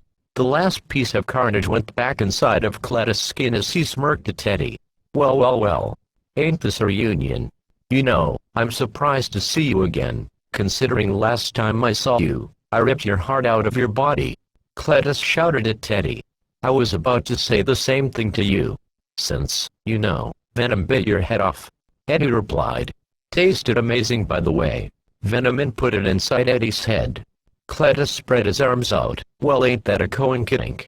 I don't exactly know what the hell is going on, or where the hell I am, but right now, I'm having the time of my life. By killing people." Cletus shrugged. "I told you. I'm a killer. With or without the monster, Eddie." They both stared at each other before Cletus chuckled. "You know, I'm thankful. You wanna know why?" Eddie sighed as walked forward. "All right, I'll bite." "Why?" Cletus then pointed at Teddy. "I'm thankful, Eddie. Because I get another opportunity to kick your ass again. I don't know how or why you're still alive. But screw it. I get the chance to kill ya again." Eddie frowned. "You're gonna try." Eddie then noticed something. "Hey, I noticed your little girlfriend isn't with you." Cletus then stopped smiling, and gritted his teeth as he tightened his fists. "She's dead, because of you. Crushed underneath a church bell. But don't worry. I'll make your death nice and slow." Eddie rolled his eyes. "And you say you're not crazy?" Cletus shook his head. "I'm not a crazy man, Eddie. But I'm a vengeful one." Cletus exhaled as he smiled again. "But believe me when I say that there's gonna be carnage, so much carnage. Because after I kill you..." Carnage then took over as Cletus was absorbed by the red symbiote, red tendril protruding from his back as he smiled. "I'm going to kill every last horse in this town. The streets will be flooded with blood. Starting with yours, father." Eddie was then absorbed by the symbiote as Venom took over, licking his teeth in anticipation, ready for round 2. "Bitch!" Carnage roared as he charged forward towards Venom. Venom doing the same. The two symbiotes met each other in the middle, Venom tackling Carnage to the ground. Venom began delivering punch after punch to Carnage's face. Carnage then shot a tendril from his torso, launching Venom into the air, and landing on a nearby house. As Carnage got back up, Venom charged out of the house. Carnage roared as he shot Treadspike projectiles from the tendrils on his back. Venom dodged left and right as the projectiles passed him. He continued forward until he launched himself into the air and prepared to punch Carnage in the face, only to be grabbed by red tendrils and slammed into the ground. Venom barely had time to recover as Carnage swung him around until he let him go, sending Venom into the wall of a building behind him. Carnage then charged forward, running like a wild animal until leaping towards Venom, claws ready. Venom was ready however, as he uppercut Carnage in the chin. When he got close enough, Venom quickly grabbed Carnage's legs, while he was in the air, and slammed him on the ground. He then lifted the red beast into the air, and slammed him once more. Venom then swung Carnage around, and tossed him into the air. As Carnage flew through the air, multiple tendrils shot out from his person, each of them planting themselves on the ground as multiple arms protruded from Carnage himself. Each hand a different weapon of sorts. Carnage roared as he shot forward towards Venom. Venom jumped into the air and shoulder-charged Carnage in his torso, sending them both to the floor. As they both got up, Carnage shot forward a tendril, and stabbed Venom in the back, causing the symbiote to cry out in pain. Before Venom could do anything, Carnage pulled Venom towards him, and slashed at his face with his claws. He then slammed his father to the ground, and stomped on his chest with his foot. Venom grabbed onto Carnage's leg, and flipped him off of him. As Venom got up, Carnage shot forward multiple tendrils, each of them stabbing Venom in various parts of his body. Carnage then raised Venom into the air, and sent him flying through the air. Venom then landed harshly on the ground. He's tougher than last time. Venom groaned as he got back up. He then saw Carnage walking toward him menacingly. "Eddie, they're symbiotic. They're in sync. So are we." Venom got back up as Carnage leaped through the air, and tackled Venom to the ground. He then proceeded to bite Venom in the shoulder, taking a chunk out of it. Venom roared in pain as he punched Carnage off of him, his shoulder healing instantly. Carnage's hands then turned into axes as he ran forward towards his father. Venom ran forward, and ducked under a swing from Carnage, taking the opportunity to slash at his side, causing the monster to roar in pain. But before Venom could get another hit in, Carnage quickly turned around, and stabbed Venom in the torso.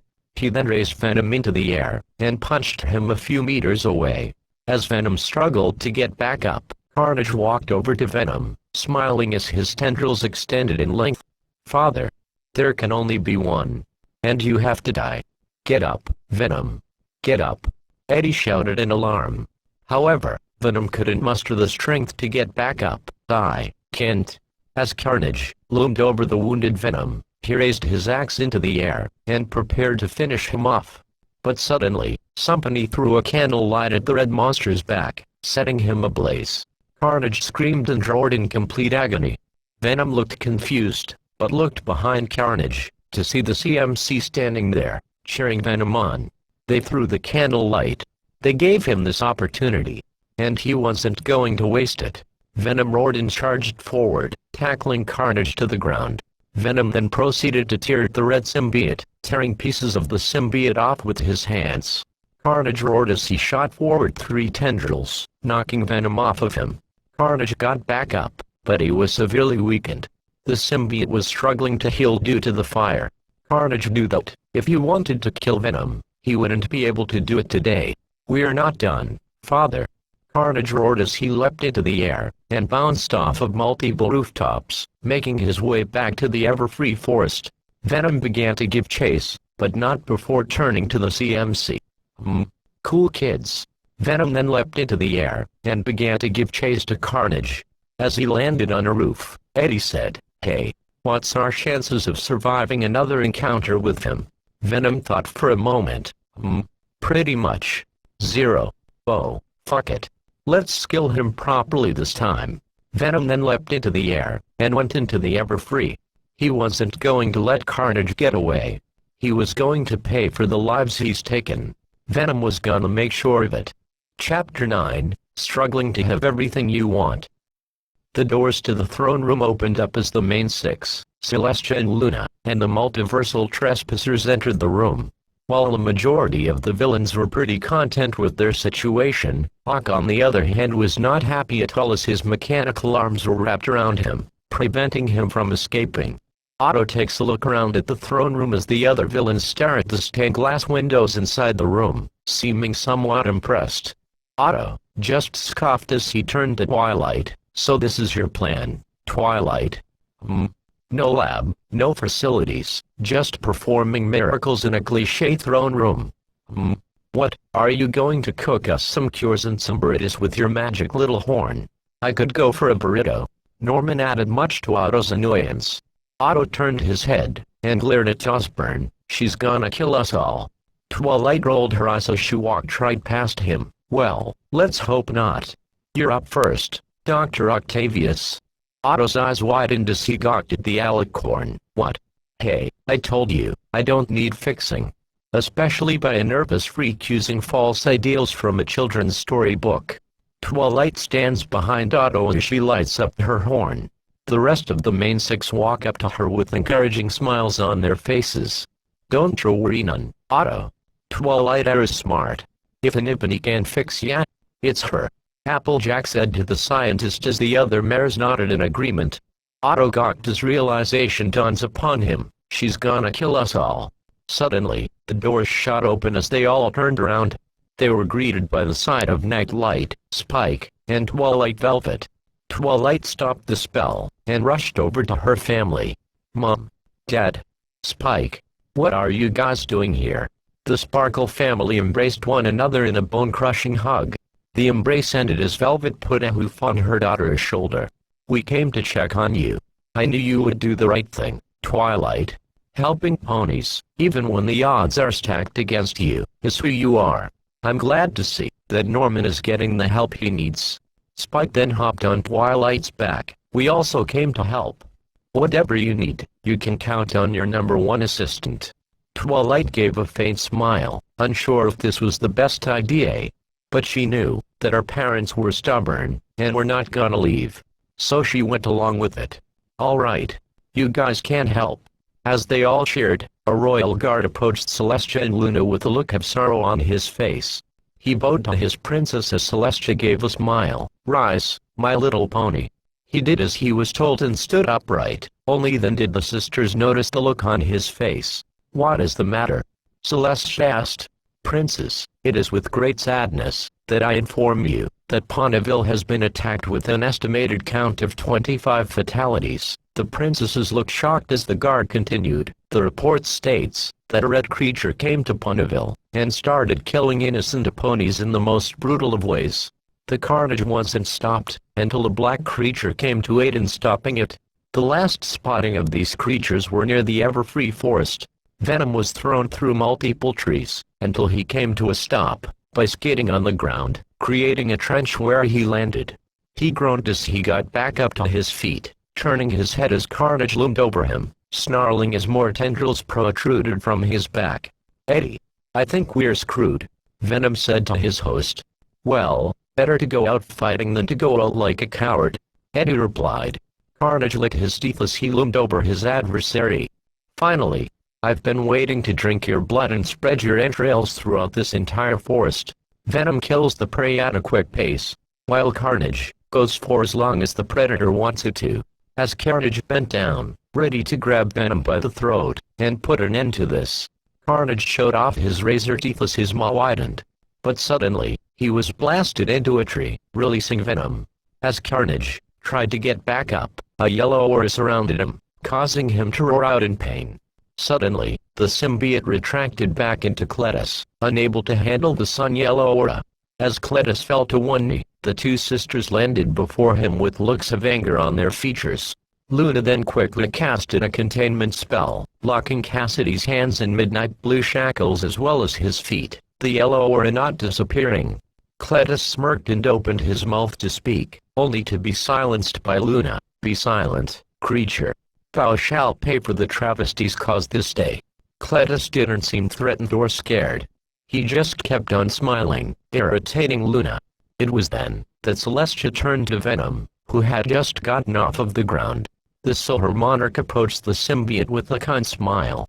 "I know that you must be confused as to what is happening. But let me assure you that you will not be harmed. Your courage has not gone unnoticed, and you shall be rewarded for defending my little ponies. Come with us, and we shall get you home. Tell me, what is your name?" Venom looked defensive, but looked calm as he stood upright, and smiled to Celestia. It was then that half of Venom's face lifted up, revealing Eddie Brock. Celestia looked shocked as Venom spoke. "We are Venom." Back at the castle, Twilight and Rainbow Dash were looking over a projection spell that Twilight casted. The spell showing the results of Twilight's scanning of Otto's chip earlier. Twilight turned to Artie, so the chip in the back of Dr. Octavius' neck was designed to protect his brain from the AI, artificial intelligence, she said to the confused Rainbow Dash, who looked even more confused. "That's the system that's controlling these tentacles. But if you look here." She pointed a hoof at the projection, showing an anomaly in the chip. "The chip has been damaged. See? It looks burned.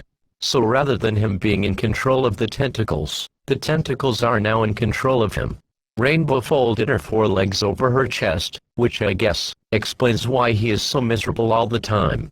Twilight nodded as she continued to observe the projection. Electro was staring at the stained glass windows in the room, looking on in fascination. He smiled as Sandman walked over. "Look at this place. And all the possibilities." Sandman looked confused and looked at Max. "What? This castle?"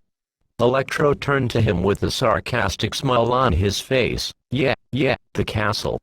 I love the whole stained glass thing going on." "No. Not, man. I'm talking about the world." He then stroked his beard and smiled. "I kind of like who I'm here. And all that power in that storm back at that crystal place is only a small fraction of the power here. With power like that, I could be so much more." Electro then gave Marco a curious look. "So why'd you come along?" he asked Marco, who folded his arms. "I have a daughter, and I want to see her. But she's not gonna send anyone home until she's finished her little science project over there," he said as he tilted his head in Twilight's direction. Electro looked curious. "You trust her?" "I don't trust anyone," he sighed as he unfolded his arms. "How'd you end up like that anyway?" Electro sighed. "Oh, the place where I worked at, they were experimenting with electricity created by living organisms, and then I fell into a vat of electric eels." Marco's eyes widened. "You're kidding." "I fell into a super collider." "Damn. Gotta be careful where you fall." It was then that Fluttershy approached Marco, who looked down at her. Mr. Marco. About earlier." Marco gave Fluttershy a kind smile. "Don't worry about it. I know that you had nothing to do with it. Your friend rushed in and attacked me, not you." Fluttershy then smiled in return. Suddenly, the doors opened up as the Royal Sisters, a restrained Cletus Cassidy, and Eddie Brock entered the room, much to the confusion of everyone present. "So, your ultimate line of defense, the very thing you guys rely on to defend you, are called the elements of harmony?" Eddie asked the Silver Monarch. Celestia nodded. "That's right. The elements are our greatest defense against the forces of darkness that wish to rip harmony away from Equestria." She then pointed her hoof at the main six. "The 6 elements that make up the elements of harmony are honesty." Applejack lifted her head up in recognition. "Kindness." Fluttershy gave a meek wave. Generosity. Rarity smiled as she flicked her mane. Laughter. Pinky bounced up and down. Loyalty. Rainbow flew up into the air, and gave a cocky smirk. And magic. Twilight smiled as she flared her wings. These 6 mares make up our greatest defense. The elements of harmony. Celestia looked back down at Teddy, who looked completely baffled. Venom then interrupted his thoughts. Yeah, and you thought Lethal Protector was a shit name. Eddie sighed. That's because it is. Twilight then stepped forward towards Celestia. Princess. What's going on? Who are these people? Celestia gave a look of sorrow. My faithful student. It is with a heavy heart that I must inform you that Ponyville was attacked. The main 6 gasped, shocked at this information. Celestia continued, if it hadn't been for Mr. Brock here, a lot more ponies would have died. Rarity, Applejack, and Rainbow Dash galloped forward towards the princess. Is Ma family all right? Applejack asked. Sweetie Belle. Rarity added. Scoots. Rainbow also added. Celestia gave them a kind smile. They are all fine. Mr. Brock here made sure that they were okay. They all turned to Eddie, who was busy talking to himself. Applejack then approached Eddie, who stopped his conversation. Well, I'd like to thank ya, Mr. Brock. Thank ya for saving our town. Applejack thanked the man. Eddie was silent before replying. You're welcome. Rainbow then stepped forward. Okay, it was pretty cool of you to do that. But I have a question. No, scratch that. I have 2 questions. 1. How did you defend Ponyville? I mean, no offense or anything, but you don't look that tough to me. Eddie frowned a little at that remark. I don't like this one. And I'm getting hungry. Rainbow continued. And 2. Why were you talking to yourself? Everybody in the room, save for the princess's face, hoofed at Rainbow's remarks. Celestia was looking forward to this, and turned to Eddie. I think it's time for them to meet your friend. Eddie nodded as suddenly, he was engulfed by a black symbiote. Rainbow and the others looked backed up as all of their eyes shot open as Venom emerged. Once fully emerged, Venom stepped forward, and leaned down towards Rainbow's face. What was that about not looking tough? Venom asked as he licked his teeth. Rainbow shook in fear before zooming away. Everybody was silent, except for Celestia and Luna, who were giggling in amusement. Twilight then gulped and stepped forward. Who are you? Venom folded his arms. We are Venom. Twilight then asked, and what exactly did you save our town from?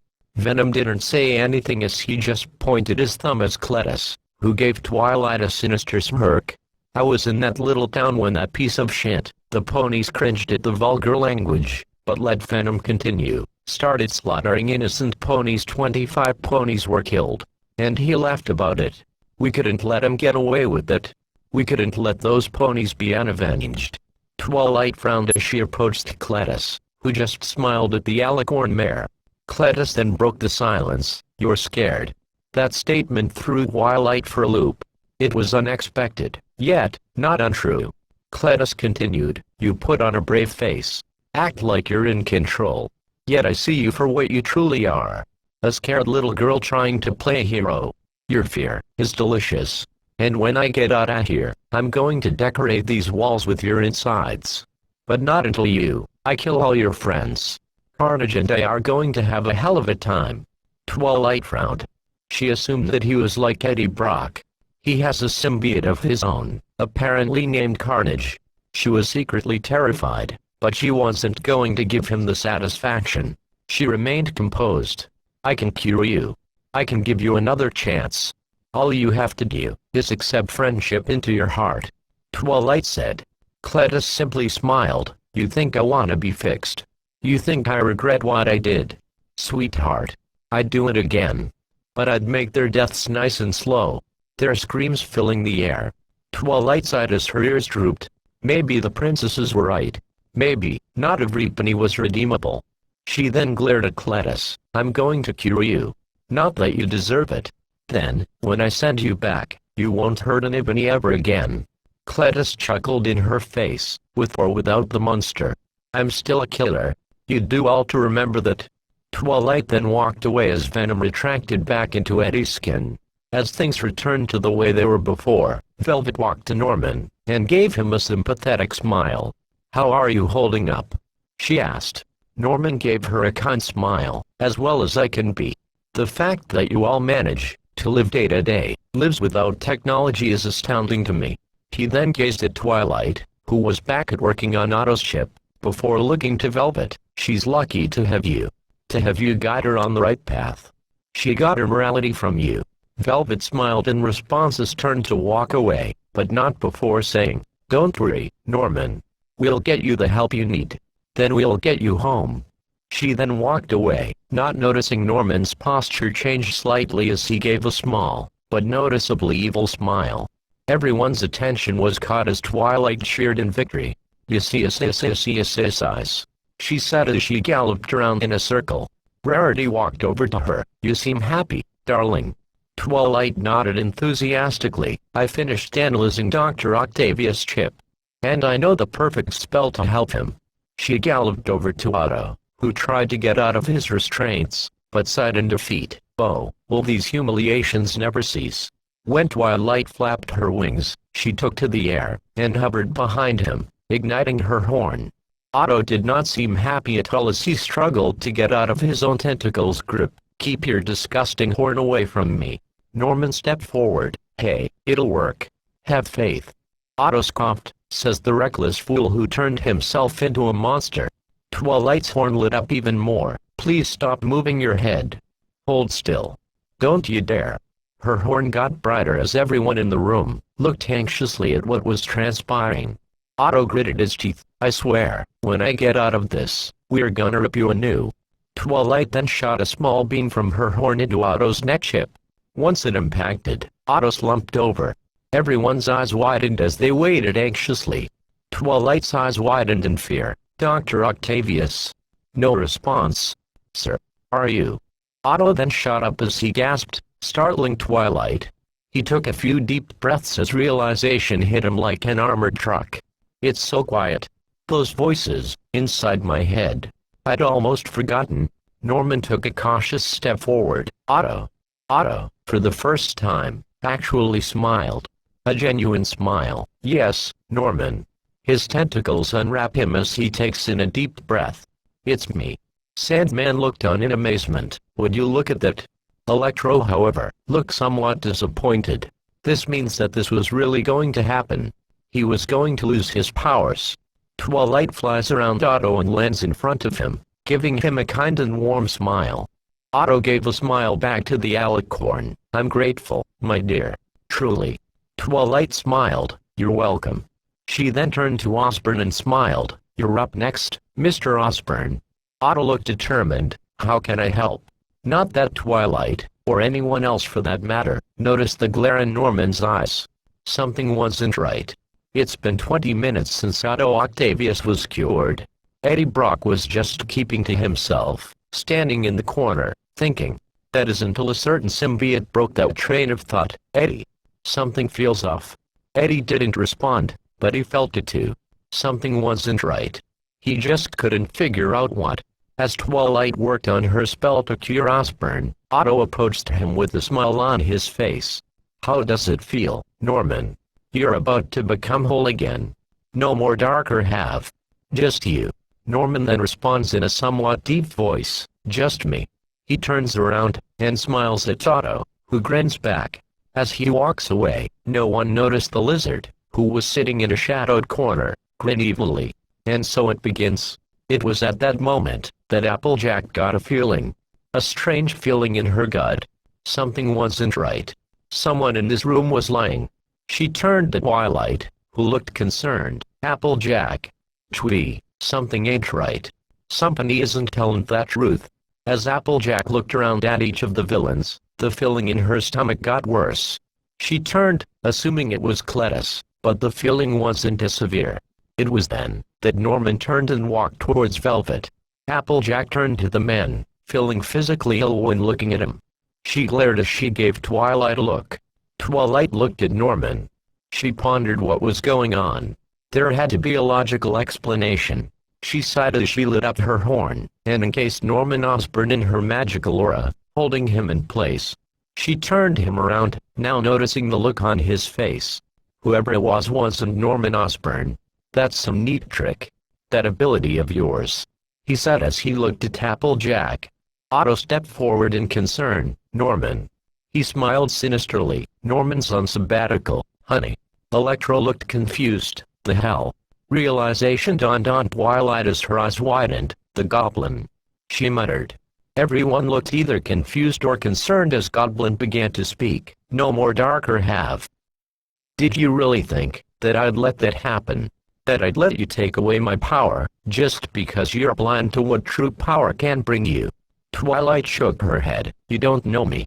Goblin raised an eyebrow. "Don't I?" He then turned to Velvet and Nightlight. Specifically focusing on Nightlight, "I saw how she trapped you, fighting her holy moral mission." He then turned his head, staring at each of the villains. "We don't need you to save us. We don't need to be fixed."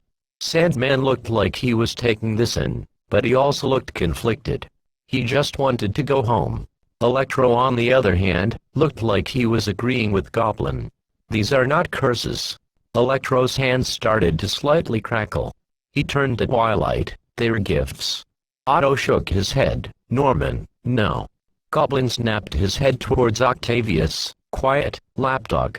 Twilight tried to regain control of the situation. "Mr. Osborn, this isn't you. You don't know what you're saying."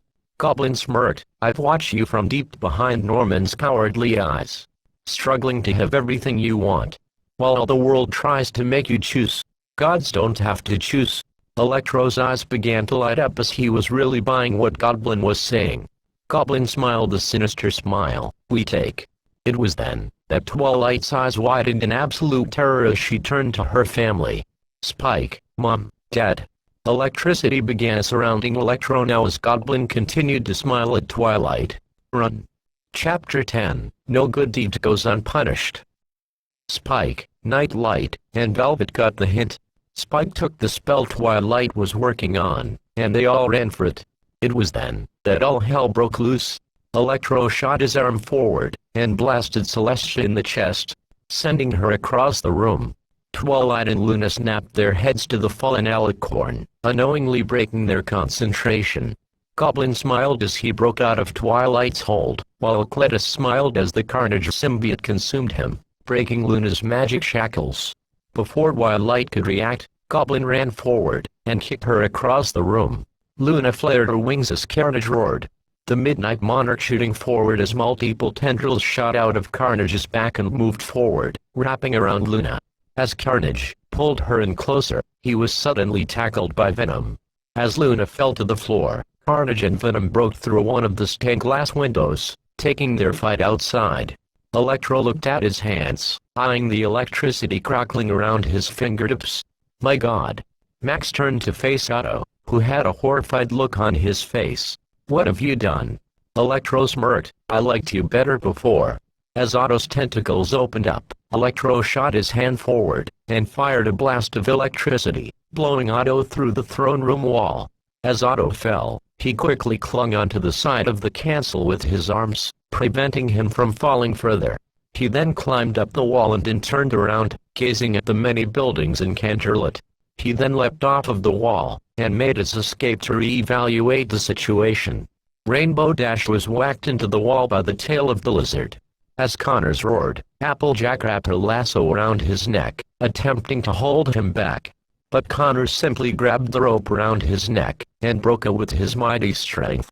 Before AJ could react, Lizard pulled the rope with a mighty tug, pulling Applejack towards him. When she was close enough, Lizard grabbed her by the neck, and slammed her to the ground. He then roared in her face, raising his clawed hand into the air, opening his hand, ready to deliver the final blow. Applejack would have been finished, had it not been for Pinkie Pie, who fired a shot from her party cannon, wrapping him up in confetti. As Lizard broke free of the confetti, Rainbow took this chance to fly forward at high speeds, intending on sending him through the wall. She would have succeeded in that had Electro not interfered, by blasting her with a blast of electricity, sending her crashing into the wall, and knocking her out. He then turned to Luna, who had just gotten back to her hooves. She turned and snarled at the electrified villain. Electro smirked as he punched the ground with his fist, creating a burst of electricity that sent Luna out of one of the stained glass windows. As Max stood upright, he turned to Celestia, who was struggling to get back up. He rubbed his hands together, electricity crackling around them.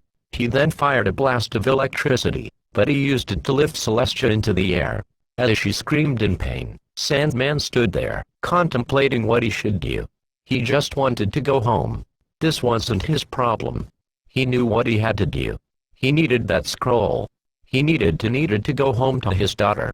He turned his head slightly, to see a terrified Fluttershy, tears in her eyes. "Please, help them." Marco sighed as he gave Fluttershy a stern look. "I'm sorry." He then transformed into a sandstorm, and flew out of the stained glass window, leaving a betrayed Fluttershy behind. Electro had his fun, but it was time to get to work.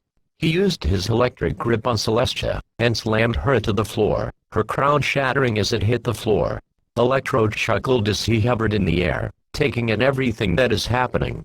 He looked around, and saw two places full of electricity with his enhanced electrified vision. One was obviously the Crystal Empire, but he wasn't sure what the other was though. He then created an imbalance in his magnetic field and shot out of the castle. Lizard took this opportunity to leap out the window, while everyone else was focused on the battle. As the ground shook from the fighting above them, the Sparkle family looked up nervously as they ran through the halls, making their way to the doors to the castle. Twilight was not having a good day as Goblin slammed her to the ground with brute force. Before Twilight could get back up, Goblin kicked her in the side, sending her flying through the air, and crashed through the throne room doors. As she groaned in pain, and tried to get back up, Goblin walked towards her with a sick look of glee on his face. Strong enough to have it all. Goblin then grasped her by the throat, and lifted her into the air, too weak to take it. He then punched her in the muzzle, sending her flying down the hallway, and skidding to a stop on the floor. As Goblin walked forward, Twilight wiped blood from her mouth with the back of her foreleg. Twilight then lit up her horn, and encased Goblin in a magical aura, holding him in place. Twilight then moved her head, causing Goblin to be slammed into the wall. She moved it to her right, sending Goblin into that wall. She then moved up, down, left, and right, sending Goblin crashing into the walls, ceiling, and the ground. When Twilight released her hold on him, Goblin got back up off of the ground with ease, cackling like a madman. Ha ha ha ha ha ha ha. Twilight lit up her horn again, but before she could cast a spell, Goblin charged forward, and kneed her in the chin, breaking her concentration. He then kicked her in the stomach, sending her into the ceiling. As she fell to the floor, Goblin bent down, and grasped her by her horn.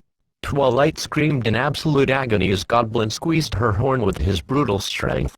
Goblin then raised her into the air, and slammed her through the floor. As Twilight landed harshly on the floor below, Goblin jumped down, and placed his foot on her chest. He smiled. "You say that friendship is magic? That it can get you through anything?"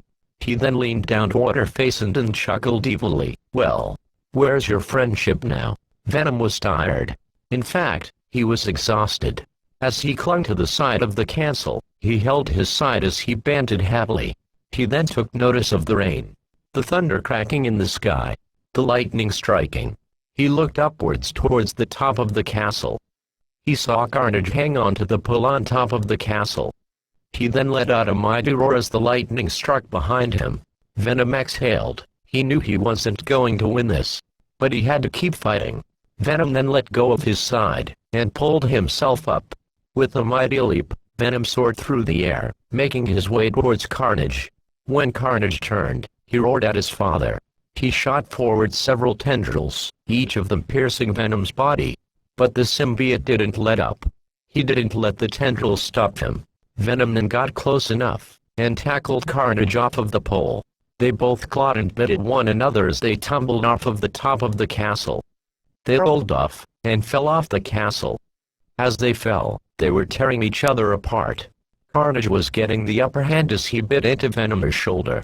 Venom roared as he dug his fingers into Carnage's eyes, causing the symbiote to screech in pain. They eventually crashed down on the ground below, creating a crater where they landed. Venom groaned in pain as he tried to get back up, but he just didn't have the strength. The last thing he saw, before slipping into unconsciousness was Carnage limping away. Spike, Nightlight, and Velvet made their way down the stairs. The doors were in sight. They were gonna make it. Come on. We can make it. Nightlight shouted as they ran. Velvet looked concerned, but what about Twilight? Spike gave her a slight smile. Don't worry. If anybody can fix this, it's Twilight. Suddenly, Goblin and Twilight crashed through the ceiling, and landed on the floor harshly. Several pieces of the ceiling laid around them. It was then that Velvet noticed that Goblin was on top of Twilight, choking her. Twilight looked hurt. Really hurt. She had several cuts on her face. Her horn could barely produce a spark, and she was bruised all over. As she gasped for air, Goblin laughed in her face. Your weakness, Twilight, is morality. It's choking you. Can you feel it? Velvet had had enough, and charged her horn. She took the spell from Spike's grip, and looked it over. She then teleported in front of the madman, and channeled enough magical properties. She then fired the spell at Goblin. When it hit him, he staggered a bit, but overall, it did absolutely nothing. Goblin glared at Velvet. It didn't work. Guess magic can't fix this curse. Norman was right. She got it from you. That pathetic. As Twilight turned her body around to face her mother, Goblin slammed his foot down on Twilight's back, preventing her from getting up. Sickness. As Goblin leaned down to Twilight's ear, Velvet lit up her horn, while Spike and Nightlight watched anxiously. Goblin then whispered into Twilight's ear, "You tried to fix me." Twilight groaned as she spoke to Velvet. "Mom, go. Now, I'm gonna fix you." But Velvet won't leave. In fact, no one noticed that outside, Goblin's glider was hovering outside the main doors. It extended its blades, ready for the command. Twilight pleads one last time, "Mom, run, please." But it was too late as the glider burst through the doors, and cut Velvet down, stabbing her in her side. "Mom." As Velvet was launched across the room, Goblin walked towards his glider, and leapt onto it, a pumpkin bomb in hand. He turned around to Twilight with a sick grin on his face. "Twilight, Twilight, Twilight. No good deed goes unpunished. You can thank me later." Goblin glanced at Velvet, who was still moving on the ground. Twilight then noticed the pumpkin bomb. Her eyes widened as she realized what he was going to do. She mustered all the strength she could to get back up, but it was too late. Goblin tossed the bomb directly at Velvet. Twilight tried to grab it with her magic, but the pain in her horn wouldn't allow it. Nightlight and Spike dashed towards Velvet, but it was too late. The bomb went off. The explosion filled the room, sending Twilight flying across the room, while Spike and Nightlight were launched into a wall behind them. Goblin cackled as he flew out of the castle, throwing 2 more bombs as he flew. As Twilight struggled to get back up, she heard multiple explosions go off outside. She used her wing to move a piece of rubble off of her. Once she got up, she saw Nightlight and Spike get back up on the other side of the room. "Spike, Dad, are you both okay?" Twilight asked. But before either of them could answer, they heard a groan of pain in the center of the room. They each made their way to the source of the noise. As they got closer, the groans of pain got louder. Once they got to the center of the room, their eyes widened as they saw Velvet on the ground, lying on top of a pool of her own blood. Twilight was the first to lean down and check on her. Mom, are you okay?" Twilight asked in panic. Velvet groaned as she opened her eyes slightly. "Twilight." Twilight nodded frantically. Yes, it's me." Velvet managed a slight chuckle. I guess I got knocked on my flank, didn't I?" Twilight started to feel tears in her eyes. "Don't worry. I'll cast a healing spell. I'll make it right." Velvet simply shook her head. "Twilight, we both know that it's too late for that." Twi shook her head. No, I won't let this happen. I won't." Velvet simply reached for her daughter's cheek, and wiped the tears away. "Twilight, you have a gift. You have been given a power. But with great power, there must also come great responsibility. And, I know, you will make me proud." Tears were streaming down both of her cheeks as Twilight turned to Spike and Nightlight, who were crying as well. Velvet turned to Spike. "Spike, I need you to promise me Promise me that you'll take care of my little filly. Promise me." Spike was bawling, but managed to nod. Velvet turned to Nightlight. Nightlight moved closer to her, and grasped her hoof with his own. "Yeah, honey." Velvet was crying now too. We made good parents, didn't we?" Light nodded as tears fell. Yeah, we did. Thank you for making me the luckiest mare in the world." Velvet then turned to Twilight. "Tell Shining that I love him." Twilight sniffled. I will." Velvet smiled. "I hope you all know how much I love you all." Twilight managed to smile slightly. "Of course we know, Mom." Velvet's eyes began to feel heavy. "Good, that's all I ever wanted." Velvet then closed her eyes for the final time. Her body fell limp as her hoof fell from Nightlight's hoof. Her chest stopped moving. She was no longer breathing. She was gone. Twilight broke down right then and there. She cried into her mother's chest as Spike hugged Nightlight. Twilight then screamed into the air, the pain being too much for her. The doors leading into the room opened up as the princesses and the main six galloped in. But they stopped dead in their tracks at what they saw. Twilight bawling her eyes out. Spike and Nightlight holding on to one another as they cried as well. Twilight Velvet, completely still in the center of the room.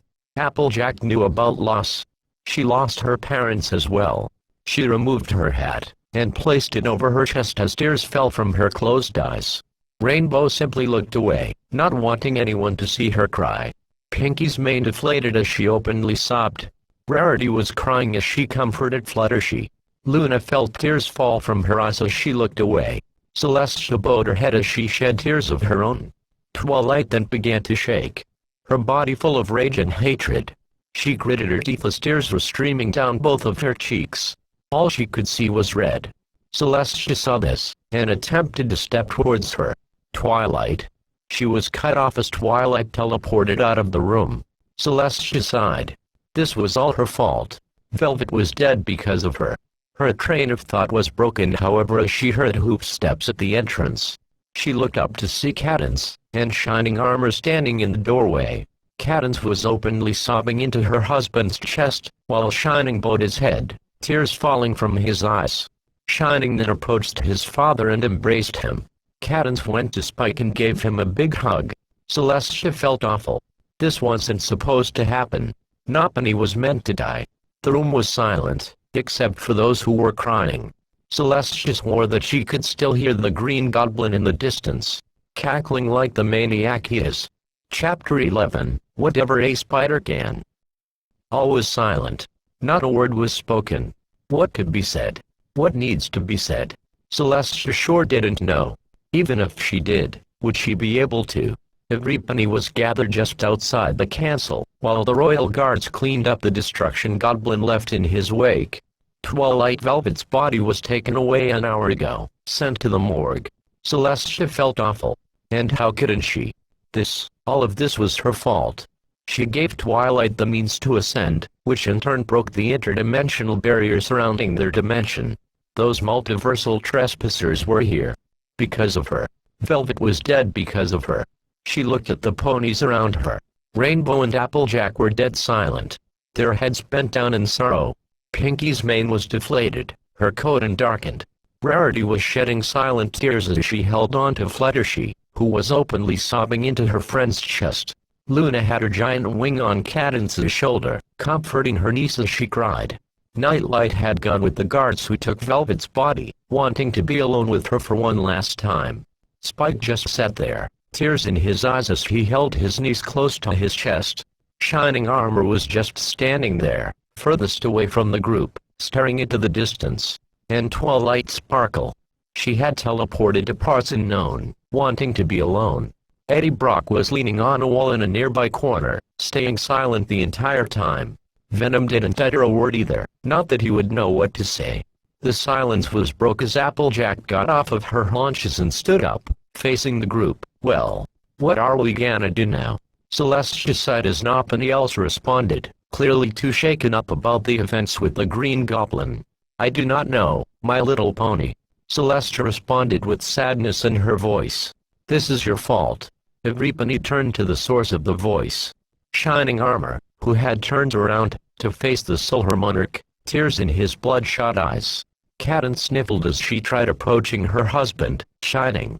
Everything that has happened, all the destruction caused by these creatures, is because of you, Shining said to Celestia in a shaking voice, completely ignoring Cadence. Celestia bent her head down. Shining armor. Shining stomped his hoof down on the ground as his horn lit up. My mother's dead. Because of you. He then approached Celestia as tears streamed down his face. You ascended Twilly into an alicorn. You caused the very thing protecting our world to break. You brought that monster here. All of this is because of you. Celestia had had enough as she flared her wings. Don't you think I know that? Tears were streaming down both of her cheeks as she used the royal Canterlot voice. I know I was the one to cause this. I know I was the one who didn't think of the consequences. I know that Velvet's death is on my hooves. I don't need you to remind me. Pinky put her hooves over her ears as tears began to fall. Stop fighting. Shining wouldn't let up. Why did you even think that ascending Twilly was a good idea? I thought she was ready. Well, thanks to you, we both have to live a life without our mother. So, thank you, oh, high and wise Princess Celestia. His voice was filled with sarcasm. Applejack stepped toward them. Now, Everpenny, calm down. Celestia stomped her hoof. It was her destiny. Shining armor. What would you have me do? It was out of my hooves. Shining scoffed. Well, congratulations. My mother, and not to mention, other ponies are dead. And I blame you. He pointed a hoof at her chest as he spoke. Suddenly, Venom spoke for the first time in a while. Eddie. We have company. Before Eddie could say anything, Everpenny turned to the sound of the strange noise. They looked around, but couldn't find the source. There it was again. What was that? Bad time. They all turned around, to see a bipedal creature, sticking to the castle wall. It was none other than the Webverse Spider-Man. Everyone stared in awe. Spidey jumped off the castle wall, flipping through the air, and landing in front of the group. Before anyone could say anything, he took off his mask. He looked around at everyone with a small smile on his face. Rainbow spoke for the first time since Velvet's death. Who the hell are you? He raised his hands up defensively. I'm Peter Parker. Applejack tilted her head. Who? I'm Spider-Man. Everyone's ears perked up at that. The villains had mentioned someone called Spider-Man. From what they could gather at the time, he was some sort of hero. Pinky stepped forward. You're Spider-Man. Peter sighed as he lowered his hands. In my world. But then yesterday, he looked around, unable to find the words to explain it. I was just here. He then looked at the ponies before him. In a world full of small, multicolored ponies. This is weird, even for me.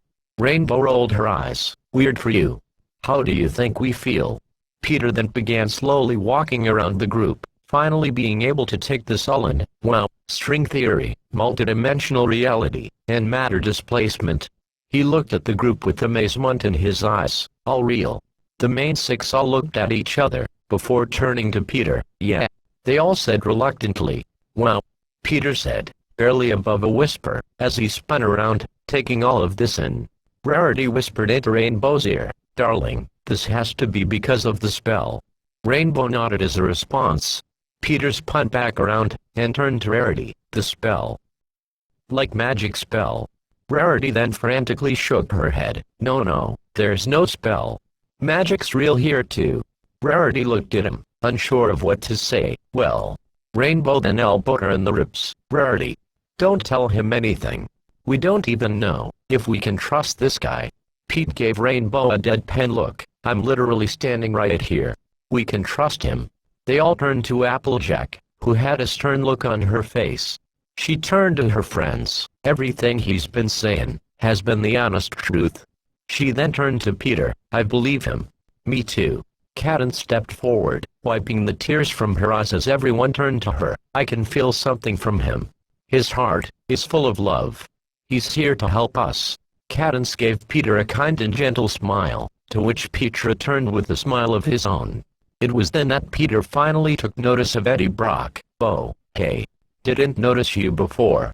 Eddie then stepped forward towards Peter. Welcome to the shit show that is our situation. The two then shook hands. Peter Parker. Eddie Brock. Don't forget about me, asshole. Eddie sighed as Venom's head emerged from his shoulder, startling Peter slightly. I'm Venom. Peter shook his head, taking him out of his dazed state. Wow. Okay, that's new, creepy, and awesome at the same time. As Venom returned inside Eddie's body, Peter turned to see Celestia approaching him. The two looked at each other before Celestia asked, "Can you help us?" Peter then crossed his arms. "I'll do whatever I can to help." That makes two of us. Everyone turned to see someone swinging from building to building, their silhouette seen thanks to Luna's moon. They all noticed that this figure could shoot webs, just like Peter. The figure then flipped through the air. Woohoo! He then landed in front of everyone. Web vs. Spider-Man looked confused and shocked at the man who stood before them. Look out, here comes Raimi vs. Spider-Man. Everyone present stared at him in shock and amazement. Two Spider-Men. How could that be? It was then that Raimi vs. Spider-Man removed his mask, looking different to Web vs. Spider-Man in every way. Everyone stared at him in shock. Nobody said a word. The silence was broken when Raimi vs. Peter waved his hand awkwardly and said, "Hello. I hope it's okay, I just swung in. Not really sure how to handle this." Fluttershy then asked, "Are you, Peter Parker?" Raimi vs. Peter smiled kindly. "Yeah, I am." He noticed how Fluttershy looked nervous. He smiled gently towards her. "Hey, it's okay. You don't need to be frightened. I won't hurt you." He knelt down and stroked Fluttershy's mane. Fluttershy eased up as she smiled to the wall crawler. Raimi vs. Peter stood back up and looked at Web vs. Peter. "Wow. Another me. Hey, this is something else." Web vs. Peter chuckled. "Yeah, I guess it is." Raimi vs. Peter then took a look around at the ponies around him. Little talking ponies. "This is new." "I just said that." Web vs. Peter said. "Yeah, he just said that." Pinky added, her mane inflating a little bit. Raimi vs. Peter then took notice of Eddie. "Wait a second. How are you?" "Eddie Brock." Peter's eyes widened. "Eddie Brock." Eddie looked confused. "Yeah." Raimi vs. Peter then looked at him. "So, you got the, black alien thing." It was Eddie's turn to look surprised as Venom's head emerged from his shoulder. "I knew it. I knew this guy looked familiar." Eddie turned to Venom. "Wait, how do you have a mind, remember?" Venom then turned to Raimi vs. Spider-Man. "You fought one of us, right?" Yeah." Venom laughed. "Ha, that guy was a pussy." Raimi vs. Peter pointed at Venom. "So, you're a good guy." "Pretty much." "Huh, guess anyone can be a hero. Even Eddie Brock." Raimi vs. Peter then turned to the ponies. "I arrived here, no idea how, and decided to search my surroundings. Wouldn't you know it, I've heard about all of you. You're all heroes. You've defended those who can't defend themselves. I'll help you all in any way I can." Raimi vs. Peter smiled at the ponies, who smiled back. Web vs. Peter then noticed Spike, who looked shattered. He approached him and knelt down beside him. "Hey, what's your name?" Spike sniffled and looked up at him with teary eyes. "Spike." Web vs. Peter smiled. "Wow. That's an awesome name. What's wrong?" Spike sniffled as he told Web vs. Peter what had happened between them and the Green Goblin. Raimi vs. Peter, who heard the conversation, clenched his fists as he heard what Goblin had done. Once Spike was done, Web vs. Peter embraced the small dragon, to which the dragon returned as he cried into the hero's chest. As he stroked the back of the small dragon's head, he turned to Celestia. Any idea where she might have gone? Anywhere she might go to get away from everything? Celestia's eyes widened as she realized something. "I know where Twilight is." Chapter 12. With great power. Twilight sat alone in her old tower in Canterlot, crying her heart out. How could this have happened? How could things have gone so wrong in a matter of moments? How could the Goblin do the things he did? How could he kill her mother, and laugh about it? Twilight then thought about him. The Green Goblin. The man who killed her mother. The man who laughed in her face as he killed her. Twilight then screamed in absolute rage as tears streamed down both of her cheeks. Her horn lit up as she grabbed hold of her massive bookshelf with her magic, and slammed it down on the ground, breaking it as the multiple books spread out from the crash. Twilight then started firing magic blasts from her horn, destroying everything the blasts hit. Curtain drapes were ripped. Books were burned. Scorch marks could be seen everywhere.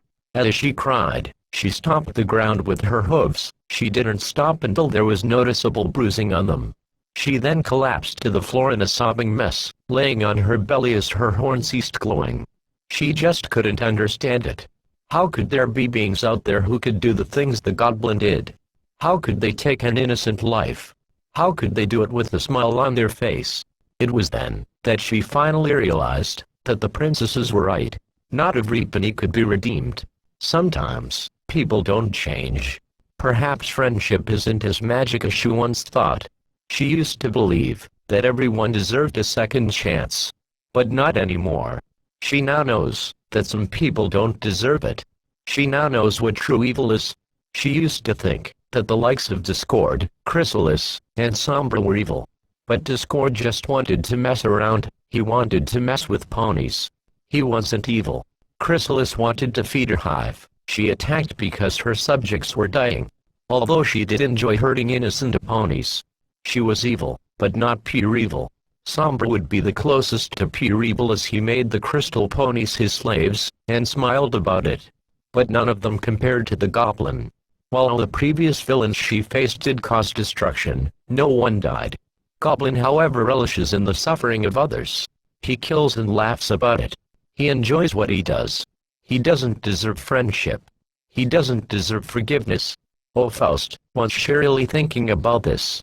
She's never had these thoughts before.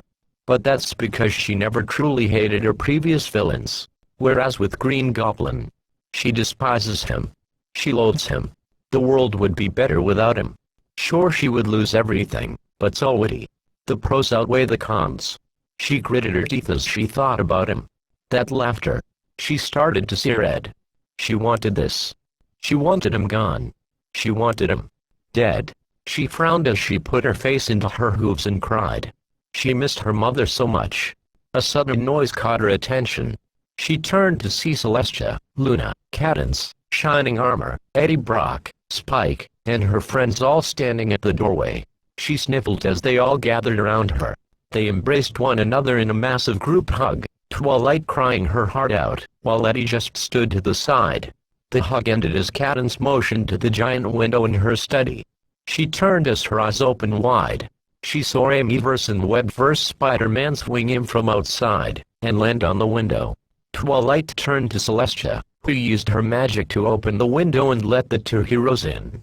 They jumped from the window, and landed in the study, removing their masks to show Twilight their faces.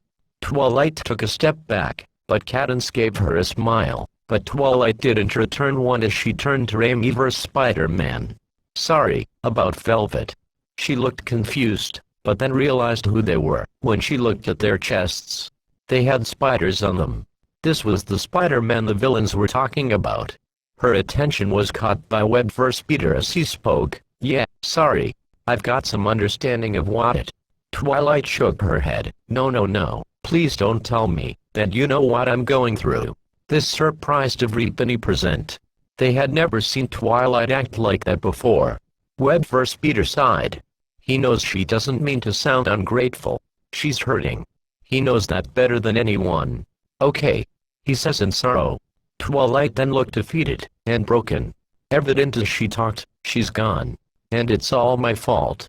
She died for nothing. So I'm gonna do what I should have done in the first place. She glances at the scroll ducked under Cadance's wing. Amyverse Peter took a small step forward. Twilight. Twilight then stomped her hoof on the ground, and flared her wings. Please, don't. You don't belong here, either of you. So I'm sending you home. Those other guys are from your worlds, right? Webverse Peter nodded. So you deal with it. And if they die, if you kill them, that's on you. It's not my problem. I don't care anymore. I'm done. She turned to her friends and family. Please don't try and talk me out of this. This is my fault. I never should have completed that spell. There's nothing you can say to fix this. Friendship won't solve this. It isn't enough. I'm not enough. She then turned to the webheads. Her friends and family left in shock at Twilight's decision. She would usually be the one with the plan. The one to fix everything. But not this time. She had lost faith. She was broken. She sighed and gave an apologetic glance to the Spider-Man. "I'm so sorry that I dragged you into this. I'm sorry that I had caused this mess. But you have to go home now. Good luck." She turned to Cadance and walked to her, but the Princess of Love took a step back. Twilight looked at her. Applejack then placed a hoof on her friend's shoulder. "Hear him out, Sugar Cube." Rainbow then hovered towards Twilight. "Yeah. Listen to him, Twee." Twilight sighed, but a voice caught her attention. "My Uncle Ben was killed." Twilight's eyes widened as she turned around slowly, facing the Spider-Man as Raimi vs. Peter continued. "It was my fault." Web vs. Peter then had tears bridging his eyes. I lost Gwen. She was my special somebody, as I believe it is said here." He turned to Rarity, who smiled and nodded. He turned back to Twilight and continued. "I couldn't save her. I'm never gonna be able to forgive myself for that. But I carried on, tried to keep going, tried to keep being that friendly neighborhood Spider-Man, 'cause I knew that's what she would have wanted. But at some point, I stopped pulling my punches. I got rageful. I got bitter. I just don't want you to end up like me." Twilight felt tears returning to her eyes. He really did know what it was like to lose somebody you care about. She felt regretful for how she had treated them earlier. Raimi vs. Spider-Man then stepped forward. "The night Ben died, I hunted down the man who I thought did it. I wanted him dead. I got what I wanted. It didn't make it better. It took me a long time to learn to get through that darkness." Twilight choked a sob as she said something that completely shocked the ponies. They had never thought that these words would ever be uttered by her. "I want to kill him. I want to tear him apart." Rarity then stepped towards her friend. "Darling, you can't possibly mean. I want him to suffer for everything that he has done." While everybody else stared in shock, Applejack could only relate to what her friend was feeling. She wanted to kill the ones responsible for her parents' deaths.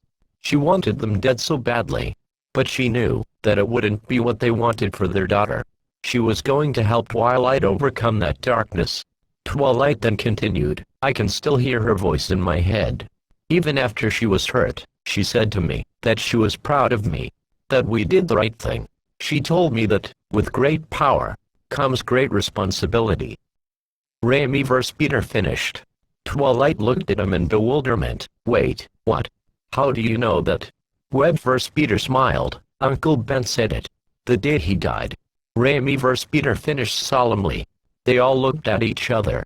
Twilight finally realized that these Spider-Men and her were bound together by these words. A new friendship forged between worlds. Celestia gave an unnoticed smile. They got through to her. Raimi vs. Peter said, "Maybe she didn't die for nothing, Twilight." They smiled at her, and she smiled back. Pinky then took a step forward. "So, what do we do now?" Web vs. Peter smirked. "Got a lab." They all gathered in the science lab inside Celestia's school for gifted unicorns. Twilight then approached the workbench with the two Spider-Men behind her, and placed each individual scroll on the bench. She spread them out to tell the difference between the spells. "Okay, let's get started. I can finish the spells to cure Dillion and Marco, but I can't come up with the spell to help Connors and..." She hesitates to say his name as she sighs and continues. "The spell I had prepared for him didn't work when. Anyways, so there lies the problem." Web vs. Peter then looks around to see some chemicals around. "Maybe, just maybe." He turned to his new friends. "Oh, I got Connors. I've already cured him once, so no big deal. I can use some of the chemicals in this science lab to make something up." Twilight nods. "Okay, great." She turns to her friends. "Girls, help out however you can." "Okay." Rainbow smirked. "You know we will." Twee. Fluttershy smiled. "We have your back." As Web vs. Peter went off to create a cure for Connors, Raimi vs. Peter looked down and thought, "I think I can make an anti-serum for Dr. Osborn. Been thinking about it a long time." He turns to see Twilight looking conflicted. "We gotta cure all of them, right?" Twilight sighed and nodded reluctantly. "Right." Raimi vs. Peter gave her a small smile, and placed a hand on her shoulder. "That's what we do." Raimi vs. Peter then walked away to work on the cure for Norman Osborn. Twilight sighed as her friends approached her. Yeah, alright, Sugar Cube. Applejack asked in concern. Twilight sighed. I don't know. I'm just trying to focus on getting this done. She looked at her friends with sadness in her eyes. Girls, I just wanna say that. Pinky then tackled the alicorn in a bone-crushing hug. You don't need to say anything. We get it. And we understand that you're going through what can be the worst thing in your life. Yeah, Tweety. But don't worry. You can always talk to us about it. We'd never leave you hanging. Rainbow reassured her friend. We're with you until the end, darling. Rarity added. Fluttershy nodded. Always. Applejack then placed a hoof on Twilight's shoulder. I know what it's like to lose your parents. If you ever need to talk, I'm here. Twilight felt her eyes stinging with tears as she embraced her friends in a group hug. She knew they had her back. She knew that they would always be there for her. She really couldn't ask for better friends. Cadance smiled at the sight, and turned to Shining, who looked down in sadness. She sighed. Shining. I should've been there. Shining. If I had been there, maybe I could have saved her. Maybe I could have done something. Maybe. Shining was cut off as Cadance placed a hoof over his mouth. She gave him a stern look. Don't you dare put Velvet's death on yourself. Twilight asked us to watch the spell, to send them all home. If we had been there, we might have died too. Velvet wouldn't want that. Don't put it on you. It doesn't suit you. Shining and Cadance then embraced one another, not giving any sign of letting go anytime soon. Webverse-Peter watched the display as he worked on the cure for Connors, sadness evident in his eyes. Ramiverse saw this as he worked on Osborn's cure. You have someone? He asked. Webverse-Peter shook his head as he regained focus. No. I got no time for Peter Parker stuff, you know. Do you? Ramiverse-Peter shrugged. That's a little complicated. Webverse-Peter nodded in understanding. No, I understand. I guess it's just not in the cards for guys like us. Well, I wouldn't give up. It took a while, but we made it work. Webverse-Peter looked happy for him. Yeah. Ramiverse-Peter nodded. Yeah. As the two Spider-Men went back to work, Celestia approached Eddie Brock, who was staring outside the window. You okay? She asked. Eddie shrugged. I guess. Just want to get this over with, so I can go back home. What about Venom? He just wants to kill Gladys. Celestia's eyes widened. Well, we're going to try and avoid that. Eddie chuckled. Good luck with that. Celestia then sighed. So, do you have a way to cure Gladys? Fire and sound. Pardon. Eddie turned to Celestia. Symbiotes are sensitive to fire and sound. Give them enough of it, and they'll separate from their host. Celestia then smiled. I might be able to help with that. As Celestia and Eddie continued talking, Spike walked to Ramiverse-Peter as he mixed some chemicals to create the anti-serum. So, do you have a best friend too? Spike asked. Ramiverse-Peter then sighed in sadness. I did. Spike looked confused. You did. Tears welled up in Ramiverse-Peter's eyes. He died in my arms, after he tried to kill me.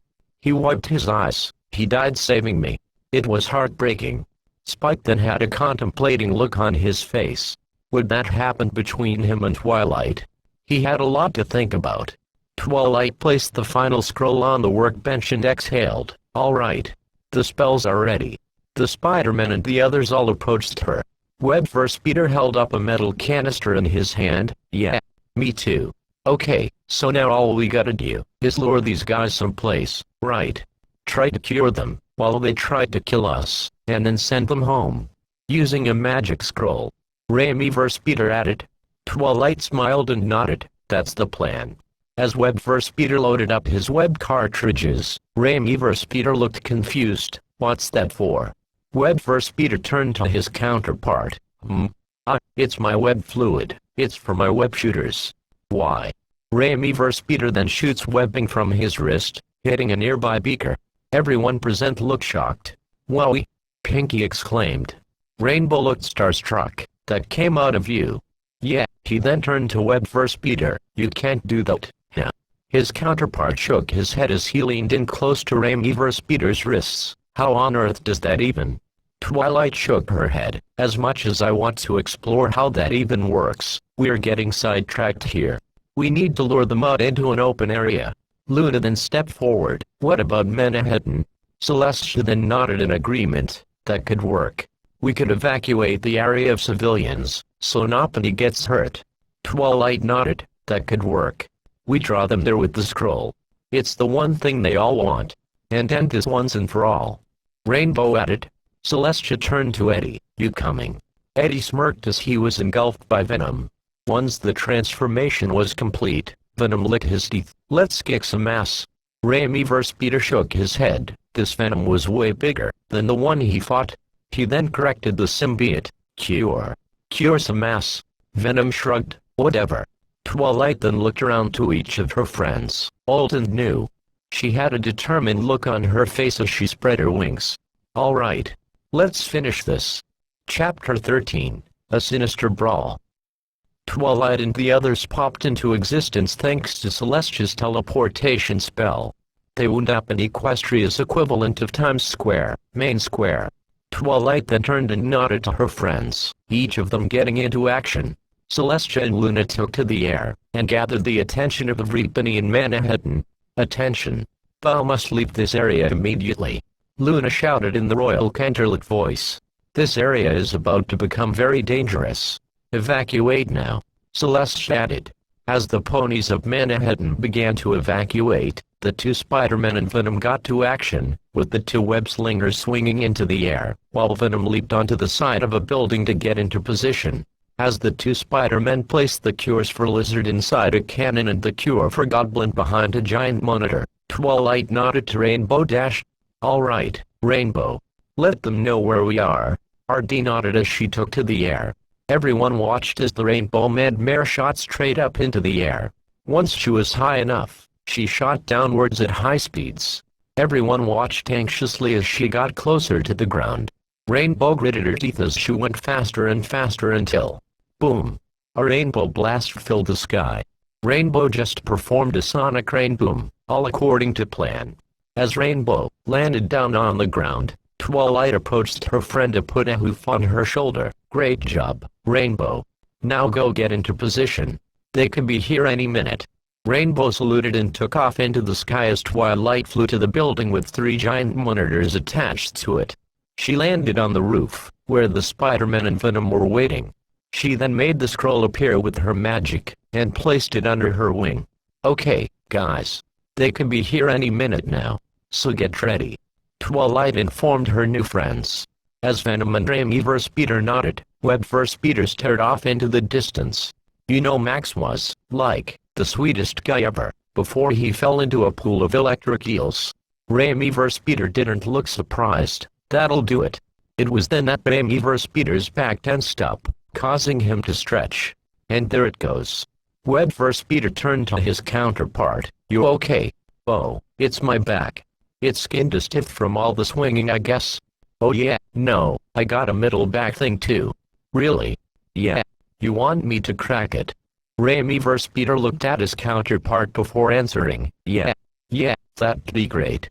As the two Spider-Men approached one another, Raimi Peter crossed his arms as Web Peter lifts him up, and cracks his back. He puts him down as he asks, how's that? Wow. That's good. Right. Yeah. That's why I prefer to leap from building to building. Works out the arm muscles and you don't get a back problem. Venom inputted.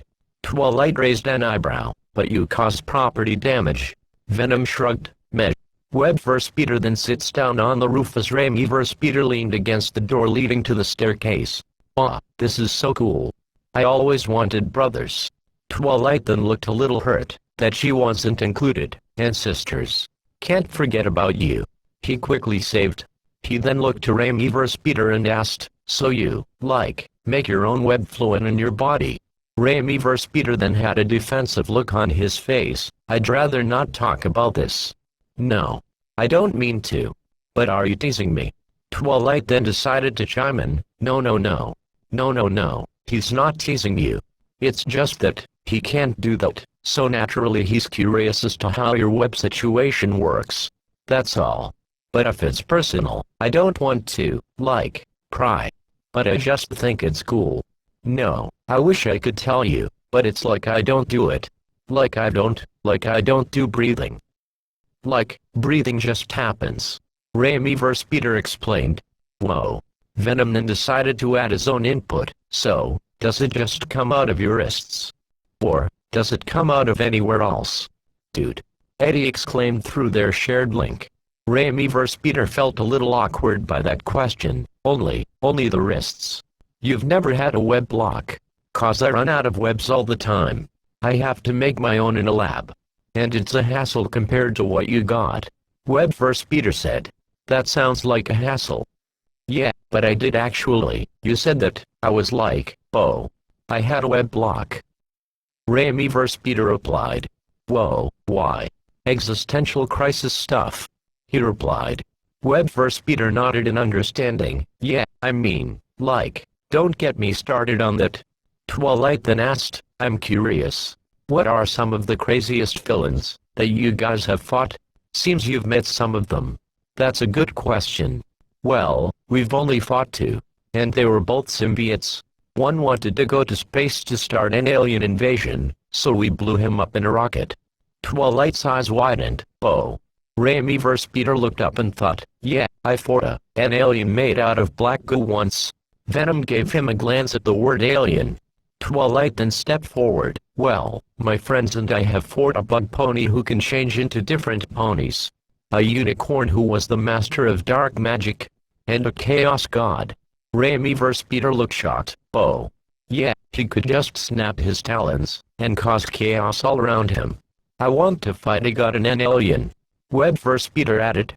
I'm still, like, that you've fought a god. Like wow. Raimi vs. Peter said to Twilight. Webb vs. Peter sighs. I'm lame. Compared, like, I fought a Russian guy in, like, a rhinoceros machine. Can we wind it back to the I'm lame part? Cause you are not. Aw, thanks. No, yeah, I appreciate it. I'm not saying I'm lame. I'm just saying, like. But it's just the self-talk maybe we should, you know. Yeah, listen, cause you're amazing. Just to take it in for a minute. Yeah, I can take it in. No, I can take it in. You are amazing. I can take it in. You are amazing. Thank you. Yeah, will you say it? No, I can need to hear that. Thank you. Suddenly, a spark of electricity shot out of one of the monitors on the building, getting everyone's attention. Looks like they're here. Raimi vs. Peter looks to his counterpart, his spider sense going off. You feel that? Yeah. Suddenly, the monitor exploded, shattering as Electro appeared, hovering in front of the building in a new suit. Twilight then took notice of the glowing artifact on his chest. Her eyes widened as she realized what it was. It was a piece of the crystal heart.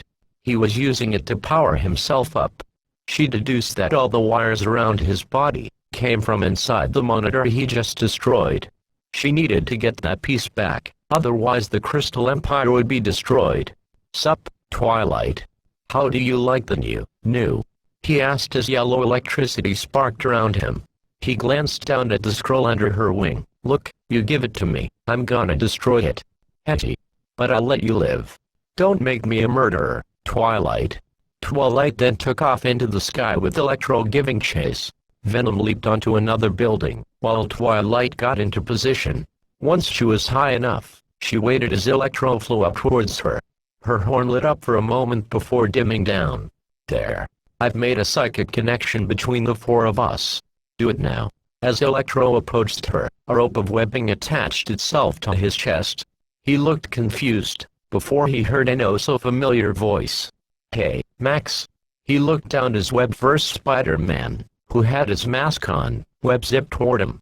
I missed ya, man. He then socked Electro in the jaw, getting him off of Twilight's back. Twilight took this moment to fly down towards Cadance in shining armor. She landed in front of them, and handed Cadance the scroll. Okay, you and the girls get out of here. Stick to the plan. Get that scroll out of here. Before they could reply, she took off to the sky to rejoin the battle.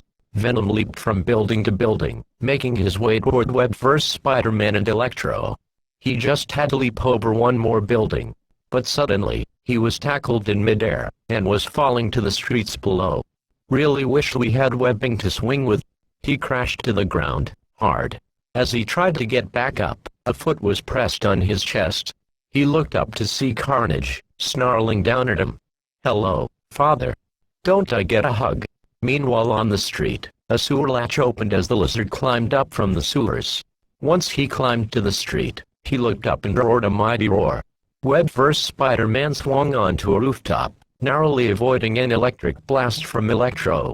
Once he landed, he raised his hands defensively and pleaded, Max, can we just talk for a second? Just you and me, just to talk." As Electro hovered in front of the building, he smirked, "Look who showed up. My old friend, Spider-Man. I'm trying to save you, Maximum. That's all I've ever wanted." Electro shook his head. "You're not trying to save me." "I am." Electro raised an eyebrow. "Really? You call blowing me up saving me?" Web vs. Spider-Man was at a loss for words. Okay, that's a bad example." Electro scoffed. "You ain't even the shit no more." Spit aside in defeat as Electro continued, "Don't worry about me. I saved myself. Burn up." He then shot 2 blasts of electricity from both of his hands. Pete ran off the edge of the building and swung away, while Max gave chase. "Well, I got his attention. Now what?" he asked via their psychic link. Raimi vs. Peter swung from building to building as he replied, "Okay, great." Suddenly, he felt something tug on his leg. He looked down to see the lizard holding onto his leg. "Just for your information, Dr. Connors is here too," he screamed as Connors pulled him down, snapping the webbing he was swinging on. They both rolled and tumbled on a gravelly rooftop. As they both got back up, Raimi vs. Peter began to plead, "Drive Connors. I know you don't know me, but I know you. In my world, you were my teacher. You've worked your whole life to help people. Please." Lizard smiled. "I'm helping people, Peter. This is the next step in human evolution. And you're getting in the way of that." "I missed the part where that's my problem," Lizard roared as he charged towards Peter, who flipped over the giant lizard. Twilight flew around as she saw Web vs. Peter flipping and webbing his way around Electro's pommeling bolts. "Twilight, I need Max's cure." Twilight was about to fly towards him, spell ready, but then, "A little help would be nice. Please and thank you." She looked down to see Venom battling Carnage. Both symbiotes being pummeled into walls as they fought.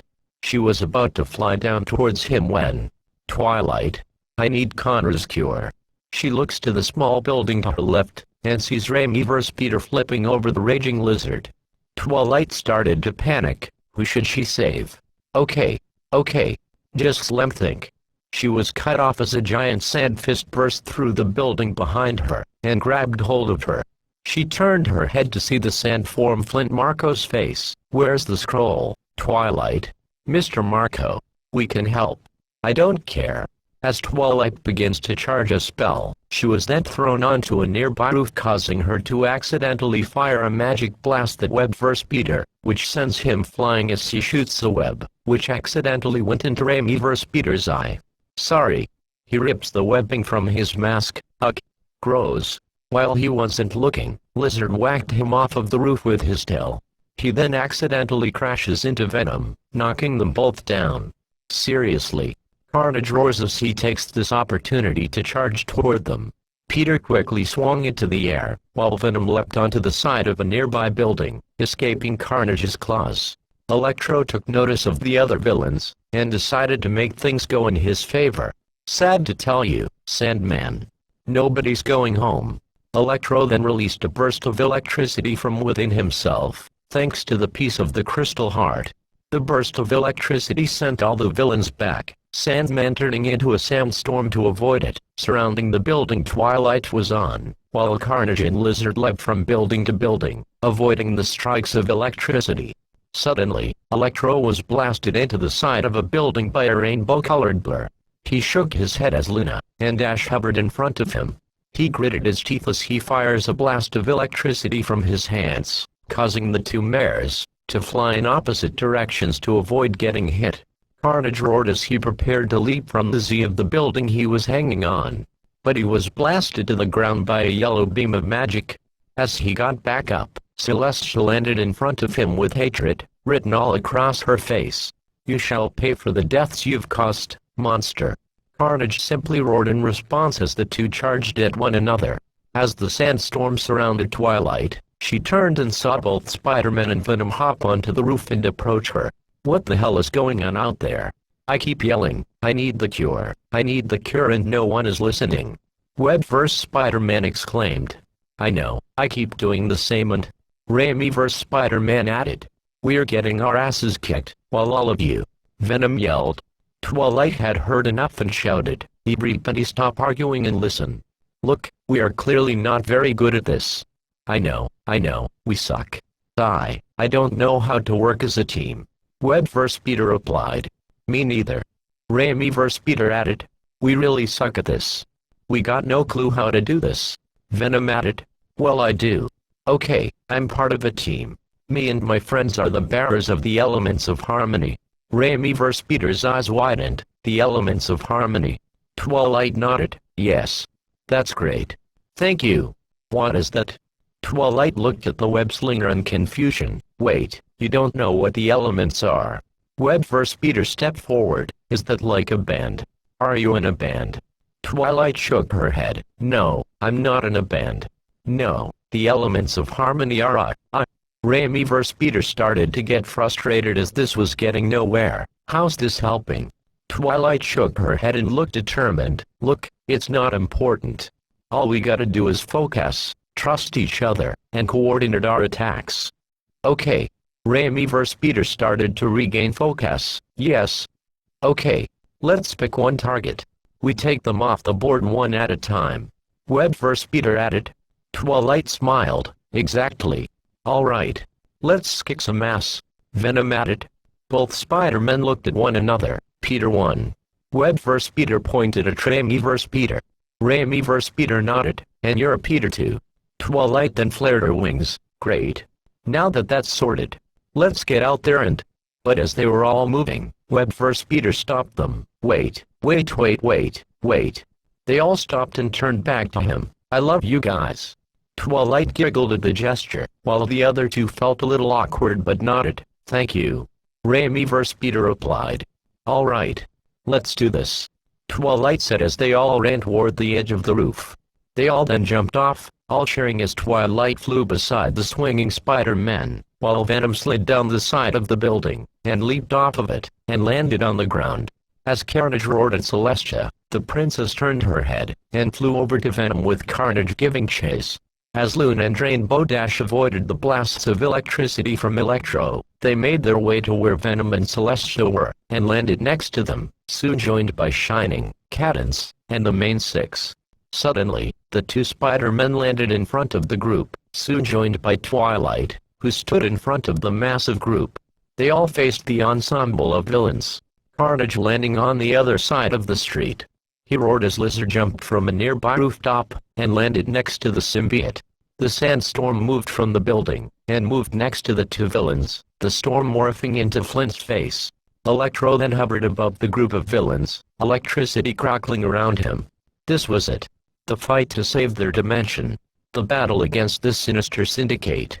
Carnage roared as he leapt into the air, commencing the battle, soon followed by Electro and Lizard. Sandman simply formed a giant fist, and threw a massive punch at the group of heroes. Twilight and the others who could fly took to the air as the Spider-Man and Venom also leapt into the air, while the others simply charged forward. Web vs. Spider-Man kicked Lizard in the face, while Raimi vs. Peter web zipped to Electro and socked him in the jaw. Venom tackled Carnage to the ground while the others either flew over, or ducked under Sandman's punch. The unicorns fired magic blasts from their horns at Sandman, who grunted an annoyance as he swooped forward in his sandstorm form, and sent them all back. Both Spider-Men quickly swung away as Lizard and Electro recovered. Electro had eyes on Twilight as he fired multiple electric blasts from his hands. Twilight, thinking quickly, outmaneuvered the blasts of electricity, and communicated with Venom and the Spider-Men through their shared mind link. Okay, guys. Mr. Marco is first.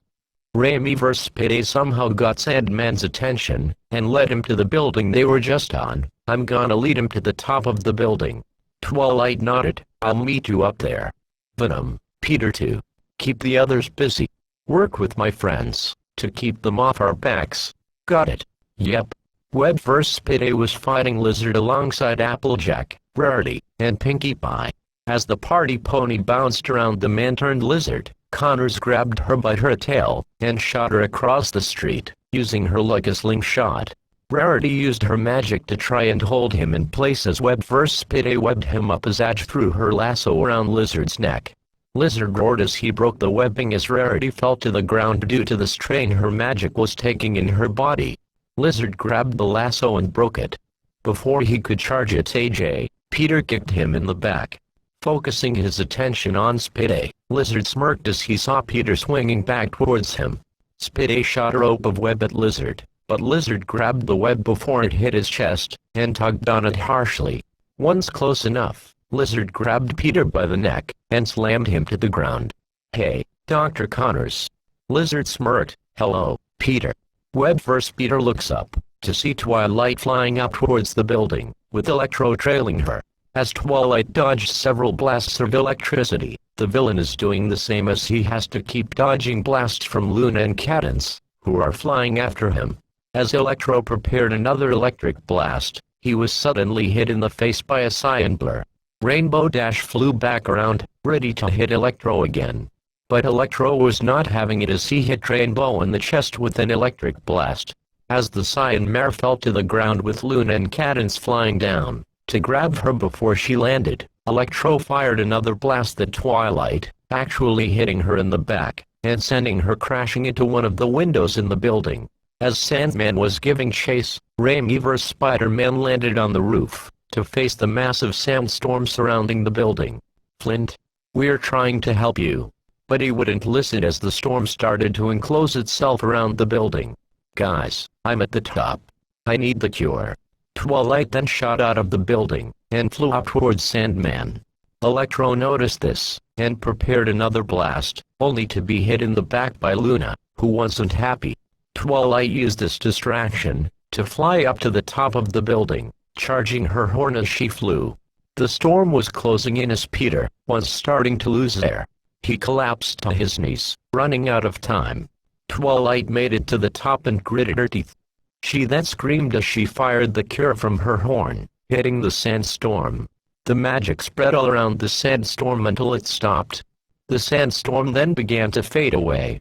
Once the sandstorm was gone, she saw Flint Marko, panting heavily as he returned to human form. The Sandman was no more. Peter got back up, and removed his mask as he turned to Flint, who looked at his body. He was human again. Pete smiled, amazed at what just happened. "It actually worked. It's okay, Flint.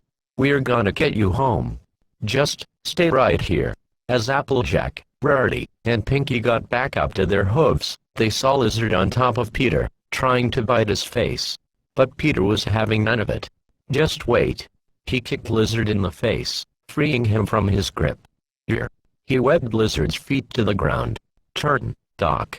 He then punched Lizard in the face, knocking him unconscious. For now. Pete looks down at Connors. "I'll be right back." He regrouped with the others as they ran towards Electro, not noticing Lizard's eyes snapping open. Rainbow was blasted into the side of a building by an electric blast.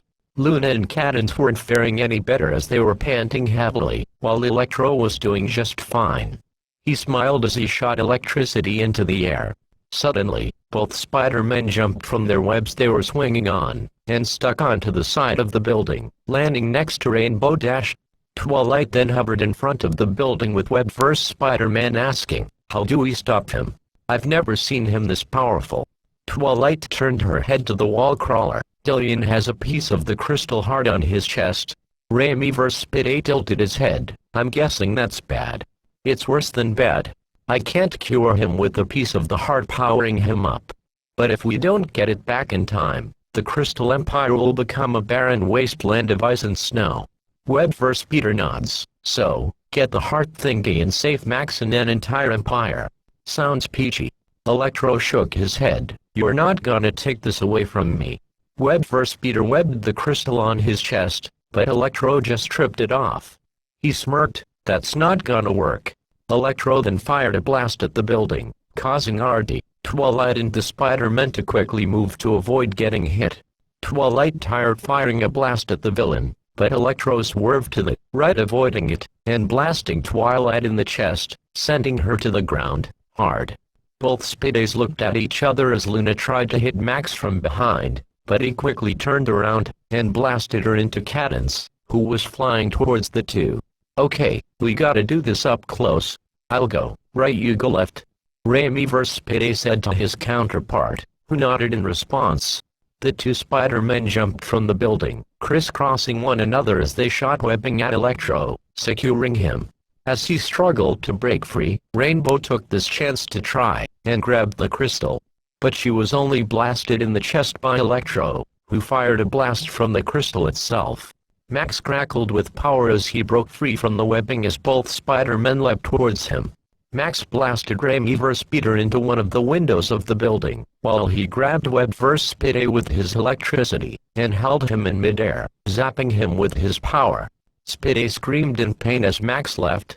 He turned to see the other Spider-Man jump out of the building and ready a punch, only to be grabbed by a mechanical tentacle, which shot out of one of the building's windows. Another tentacle shot out, and grabbed Web Speeder by the chest. Electro turned his head to see Doc Ock smash through one of the windows and approach Electro.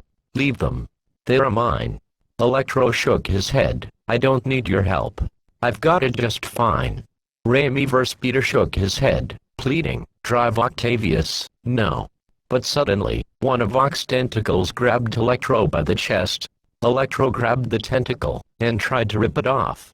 "What are you doing?" Otto turned as he placed the two Spideys safely on the roof. "Get it off of me."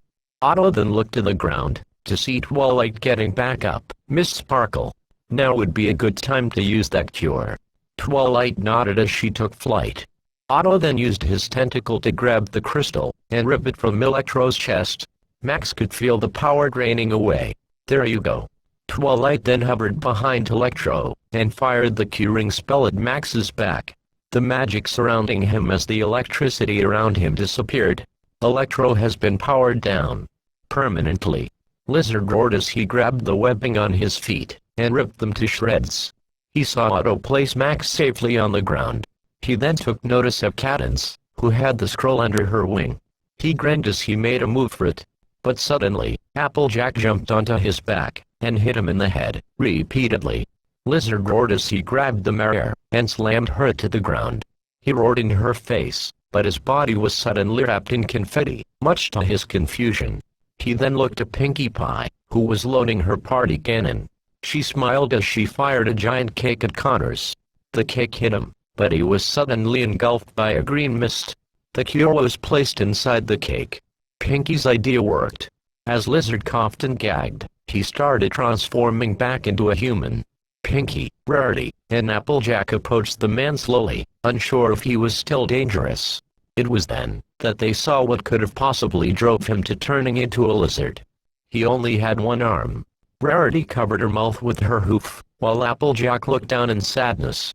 Pinkie started tearing up, as did Dr. Kurt Connors. "Drive Connors. Welcome back, sir," Rarity said to the man. Connors merely nodded as tears fell down his cheeks. "I'm sorry. I'm so sorry." Pinkie then hugged him, not to the surprise of an Ebony present, "I know." As Fluttershy hid with Spike in one of the alleyways, they watched as Celestia and Shining Armor were slammed into the ground by two giant red tendrils. The tendrils let go as Carnage roared at Venom, who was getting back to his feet. Carnage doesn't even give him the chance to act as he shot forward a spiked tendril, and impaled Venom in the chest. Carnage roared as he swung Venom into the side of a building. He retracted his tendril, and turned to the downed Shining Armor. As he slowly approached him, Fluttershy decided that enough was enough, and rushed out there. "Fluttershy, wait!" Spike shouted as he watched his friend gallop towards Carnage. Carnage's shadow loomed over Shining Armor. The stallion tried to get up, but he fell back down, unable to get back up.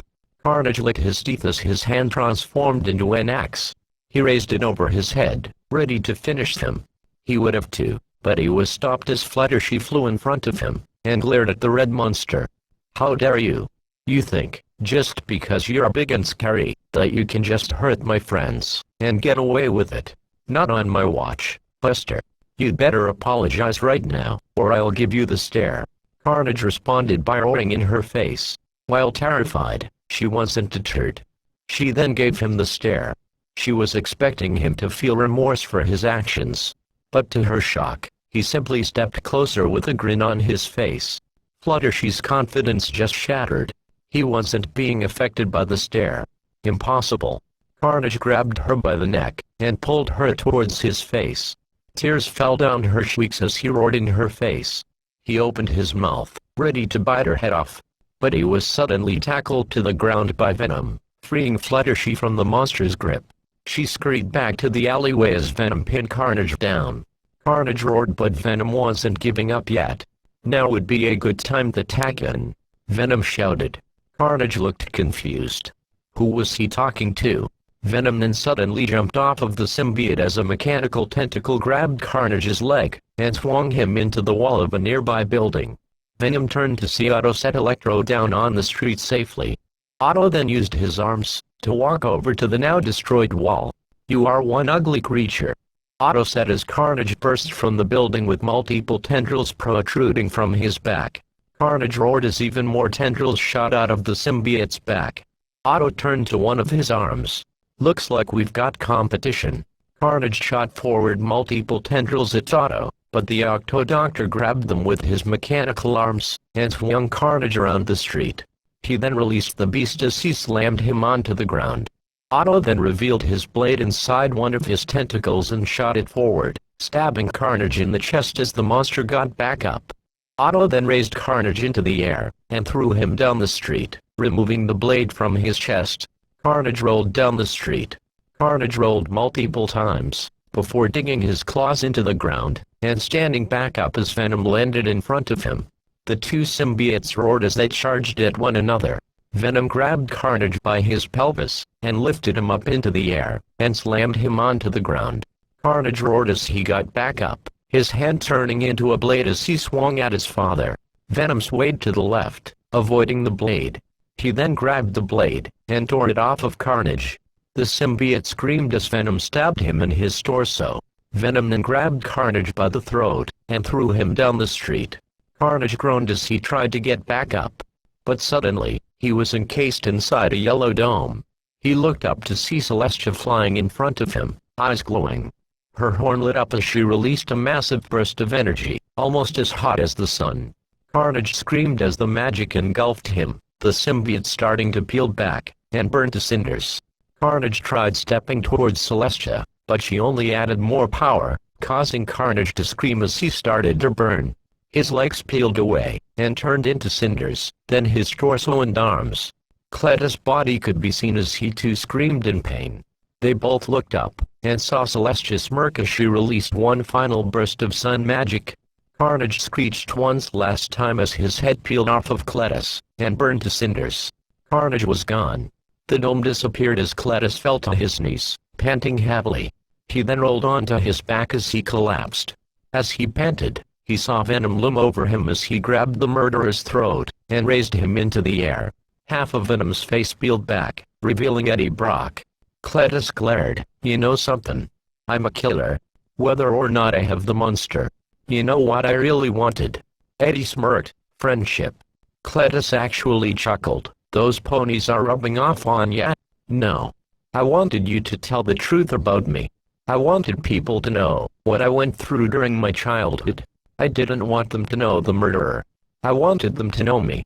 Eddie didn't say anything as Venom covered his face once more. He readied his teeth, but he turned when he heard Celestia clear her throat. Venom. It's over. That monster cannot hurt anyone else. He can serve out the rest of his days in a cell. Maybe even get the help he needs. Just don't kill him. Venom looked conflicted as he turned from Celestia to Cletus. Venom then shrugged. Oh fuck it. He then opened his mouth and bit Cletus' head off, killing him. As he threw Cletus to the floor, Celestia looked on in horror as did the other ponies present. Why? Venom shrugged. I was hungry. As Otto walked back towards Electro, he gazed at the crystal in his hand. The power of the sun. He then heard someone land behind him. He turned and saw Amyverse Spider-Man standing before him. In the palm of your hand. Otto's eyes widened. Peter. Peter removed his mask and approached Otto. Otto. Oh, it's good to see you, dear boy. Peter smiled. It's good to see you. You're all grown up. He then chuckles as he asks, how are you? Peter thought for a moment before he said, trying to do better. They share a smile as they approached one another and hugging. Max limped over to a nearby wall, and took a seat on the ground as Webverse Spider-Man swung down toward him. He crouched down, and took off his mask. He took a cautious step towards Max. Max. Max. Max waved his hand. Don't worry. I'm all dapped out. Are you sure about that? Max sighs as he looks down sadly, back to being a nobody. Spitting approaches Max slowly. You were never a nobody, Maximum. Oh yes I was. Yes I was. You didn't see me. Can I tell you something? Spitty nods. Yeah. You got a nice face. You just a kid. Peter shrugs. Hey. You from Queens. You got that suit. You help a lot of poor people. I just thought you was gonna be black. Oh man, I'm sorry. Max shrugs. No, don't apologize. There's gotta be a black Spider-Man somewhere out there.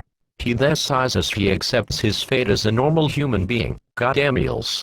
Peter then helps Max to his feet, hopefully putting the past behind them. Twilight landed on the ground, and rushed over to her friends. They all collided in a group hug as Celestia and Luna watched.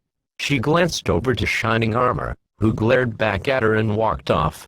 Celestia sighed in sadness. Maybe she has truly lost the trust of Shining Armor forever.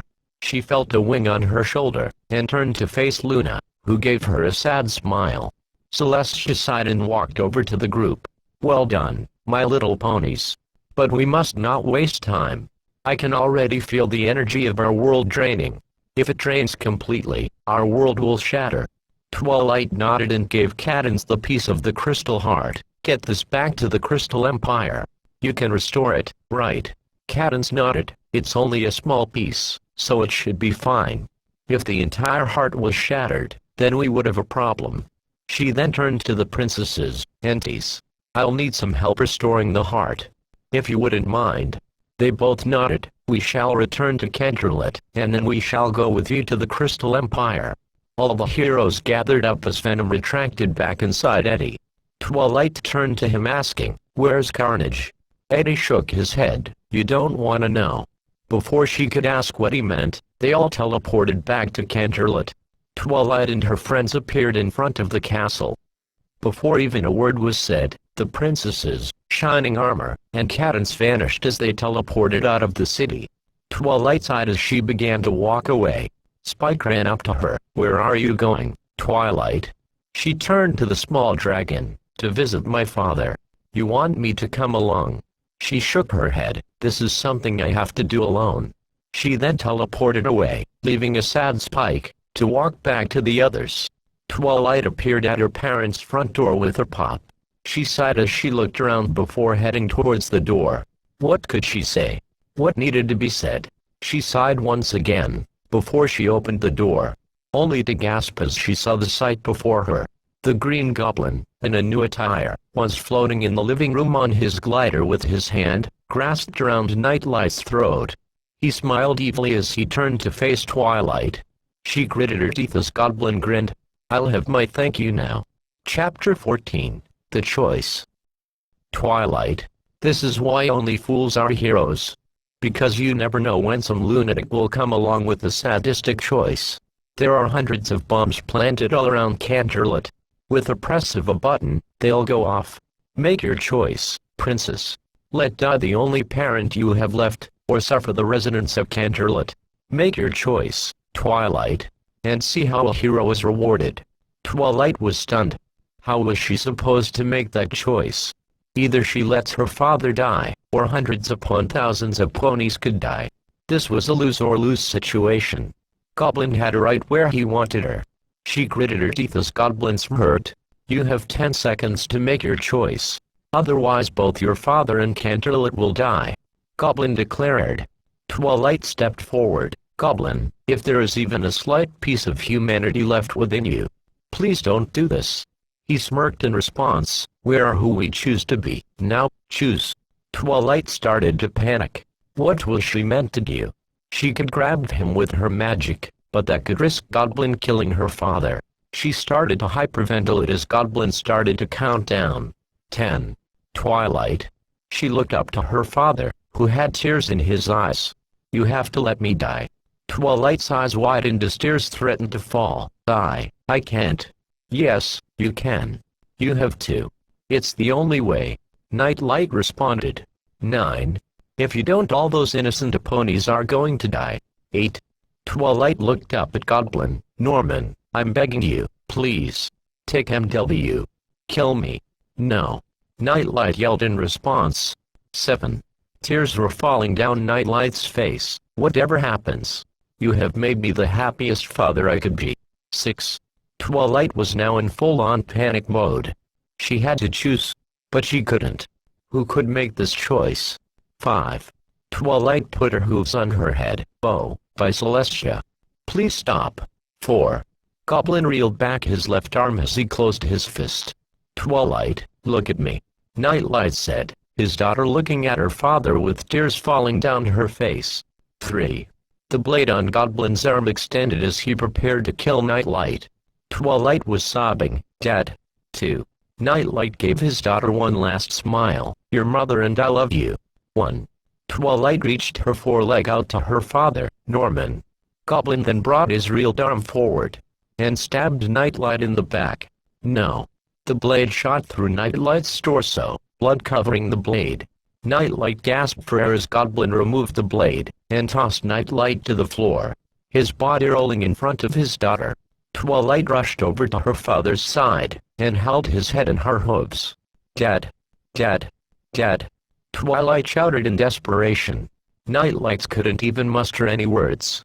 He just gasped for air as his blood fell to the floor beneath him. Dad, hey. Look at me, look at me.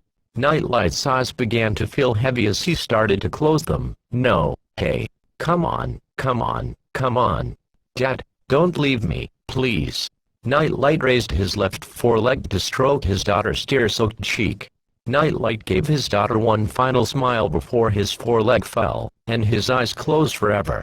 Twilight bawled as she sobbed into her father's chest. Her family was gone. All she had left was shining armor and Spike. Goblin laughed as he flew out of the house, by crashing through the window. As he flew away, he raised his right arm, and pressed a small button on his gauntlet. Twilight continued to sob into Nightlight's chest. Her ears perked up as she heard an explosion outside. She turned her head slightly.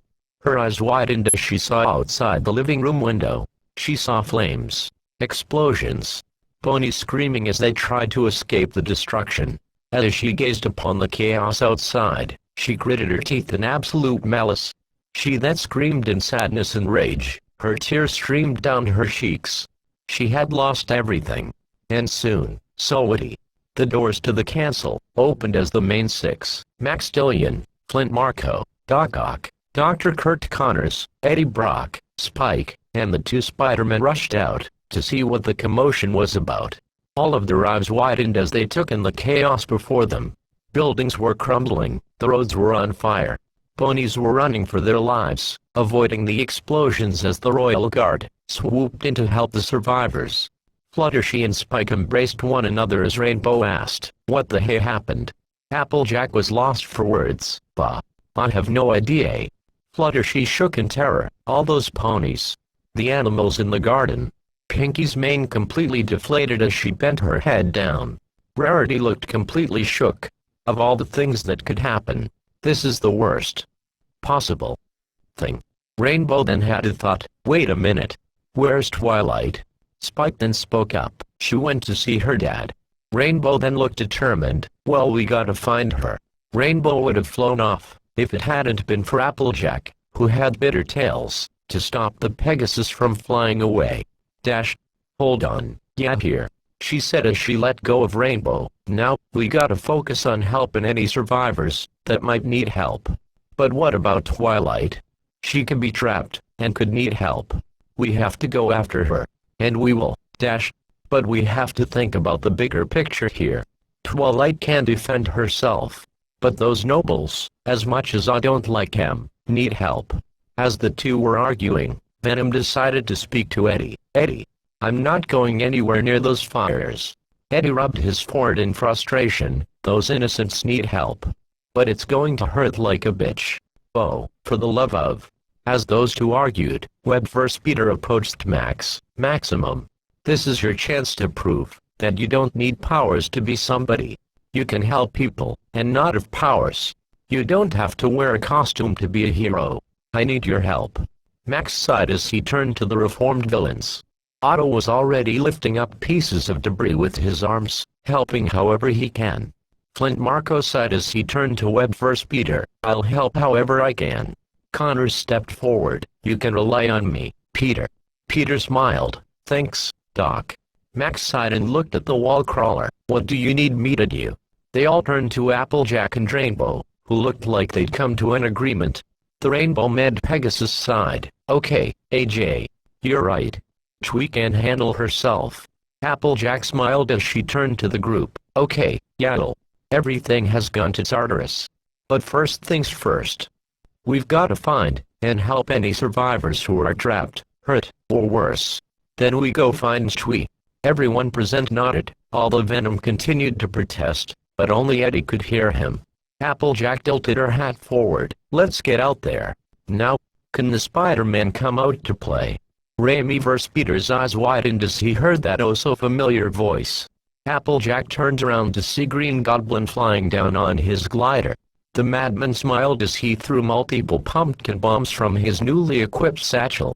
Otto had already sprung into action, blocking the incoming bombs with his mechanical arms. The doctor missed some bombs however, so the Peters quickly grabbed those who couldn't get away in time, and swung away from the explosions.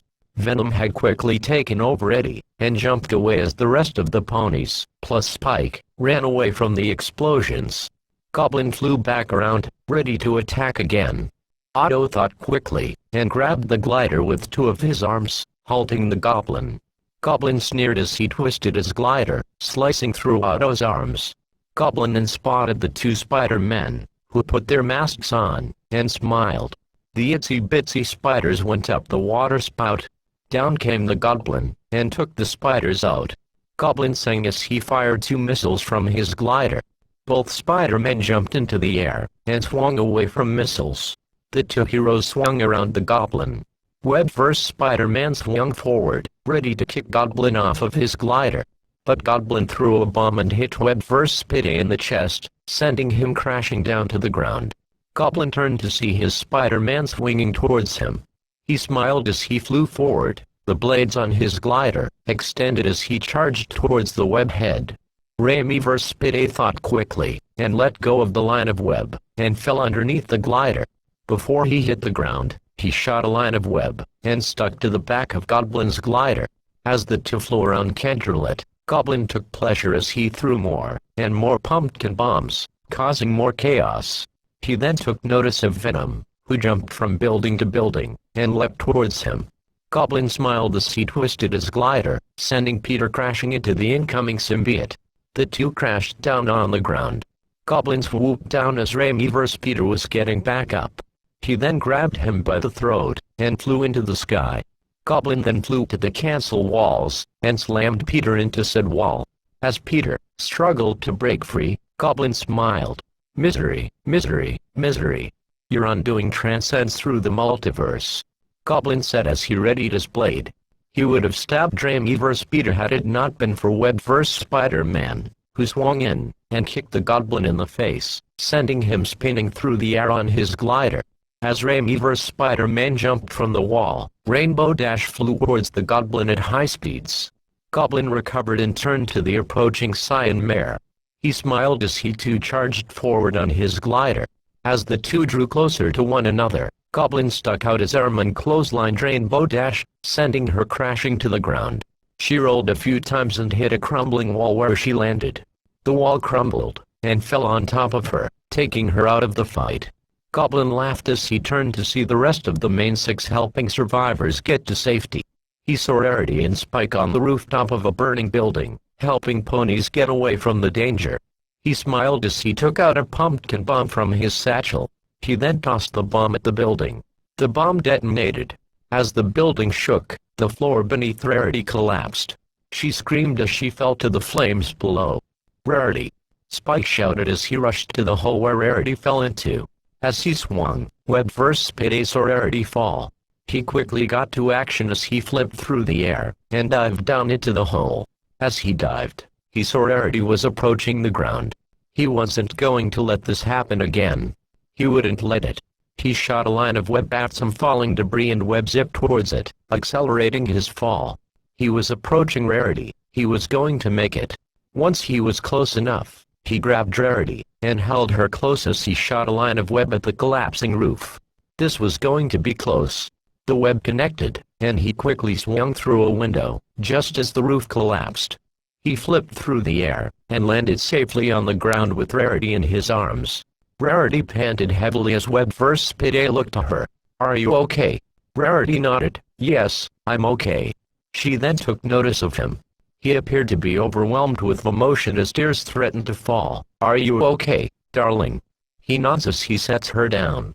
He failed once. Not this time. Goblin fired several bullets from his glider at the swinging Raimi vs. Spider-Man. Goblin accelerated as Payday turned around. Peter then let go of the web and flew straight towards Goblin. Before Goblin could react, Payday tackled him off of his glider and they both crashed onto the hard ground below. Peter was on top of Goblin, laying into him with punch after punch. Goblin laughed as he kicked Peter off of him. Peter flipped through the air and landed on the ground in a crouched position. Goblin stood back up with a smile on his face. "You chose this, Peter. I offered you friendship. And you spat in my face." The two arch-enemies glared at one another as explosions went off around them. Goblin continued, "I gave you a choice. In or out. It's you who's out, Goppy. Out of your mind." Peter replied as the two charged at one another. Peter leapt into the air and reeled back a punch. Goblin was ready, however, as when Peter went to punch him, Goblin blocked the punch with his forearm. Goblin quickly grabbed Peter's arm and threw him to the ground. As Peter shook his head, Goblin raised his boot and brought it down. Peter quickly rolled away, avoiding Goblin's boot. Peter quickly got back to his feet and webbed Goblin in the face, blinding him. Goblin ripped off the webbing, only to see Peter swinging towards him. Peter swinged Goblin in the chest, sending the maniac through the air. He landed harshly on the ground. As Peter approached his enemy, Goblin stood back up and pressed a button on his gauntlet.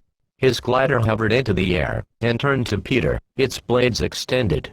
Peter felt his spider sense go off as Goblin smiled. "Godspeed, Spider-Man." The glider propelled forward. Peter, thinking quickly, backflipped over the glider, avoiding death. But instead of the glider hitting Goblin, Goblin jumped into the air and twisted his body as the glider passed under him.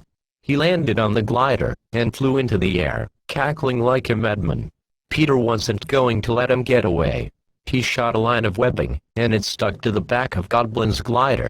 Peter tugged at the glider, stowing its flight. Goblin looked back and snarled. He twisted his torso slightly and cut the webbing with his blade, causing Peter to stagger a little. Goblin was about to attack when he noticed the main six heading towards the fallen Rainbow Dash. Goblin smiled as he readied his glider, blades already extended. "My little pony. You're all going to suffer a gruesome death," he sang as he flew towards them. "Osborn." He turned his head slightly, only to be tackled by a raging twilight sparkle. The glider spun around in circles as it approached the castle. The two crashed through one of the stained glass windows in the throne room, and landed harshly in the room on opposite sides. Goblin's glider sliding to a stop as it crashed on the ground, finally resting against the wall. Celestia, Cadance, Shining Armor, and Luna appeared in front of the castle. All of them gasped as they took in the chaos that surrounded them. "Bifrost," Luna said, barely above a whisper. They all heard the sounds of hooves galloping across the ground, and turned to see the main six and the others, carrying a hurricane bow dash. "What has happened here?" Celeste asked. "Goblin." "Explosions," Spike said between pants. "Goblin was heading towards us as we were helping Dashi. But Twilight saved us," Pinky explained in a serious manner, which was unlike her. They crashed into the throne room. Web vs. Spider-Man added. Suddenly, the ground shook violently. Celestia and Luna looked at each other in worry. We must hurry. We can already feel our reality starting to break down. Luna explained. Shining stepped forward. We have to get to Twilly, before she does something she'll regret. They all nodded as they entered the castle. Twilight was hurting, but she couldn't let that stop her from what had to be done. She struggled to get back to her hooves, but managed to muster enough strength to do so. She turned her head to the opposite end of the throne room, to see Goblin get back to his feet. He took off his hood, and removed his goggles, and tossed them to the ground. The two stared at one another as the fires outside provided the room with its only source of light. Poor Twilight. Too weak to send me home to die. Twilight could only see Red as she crouched down. You don't have to worry about that. I'm going to kill you myself. Goblin smiled, a tadril.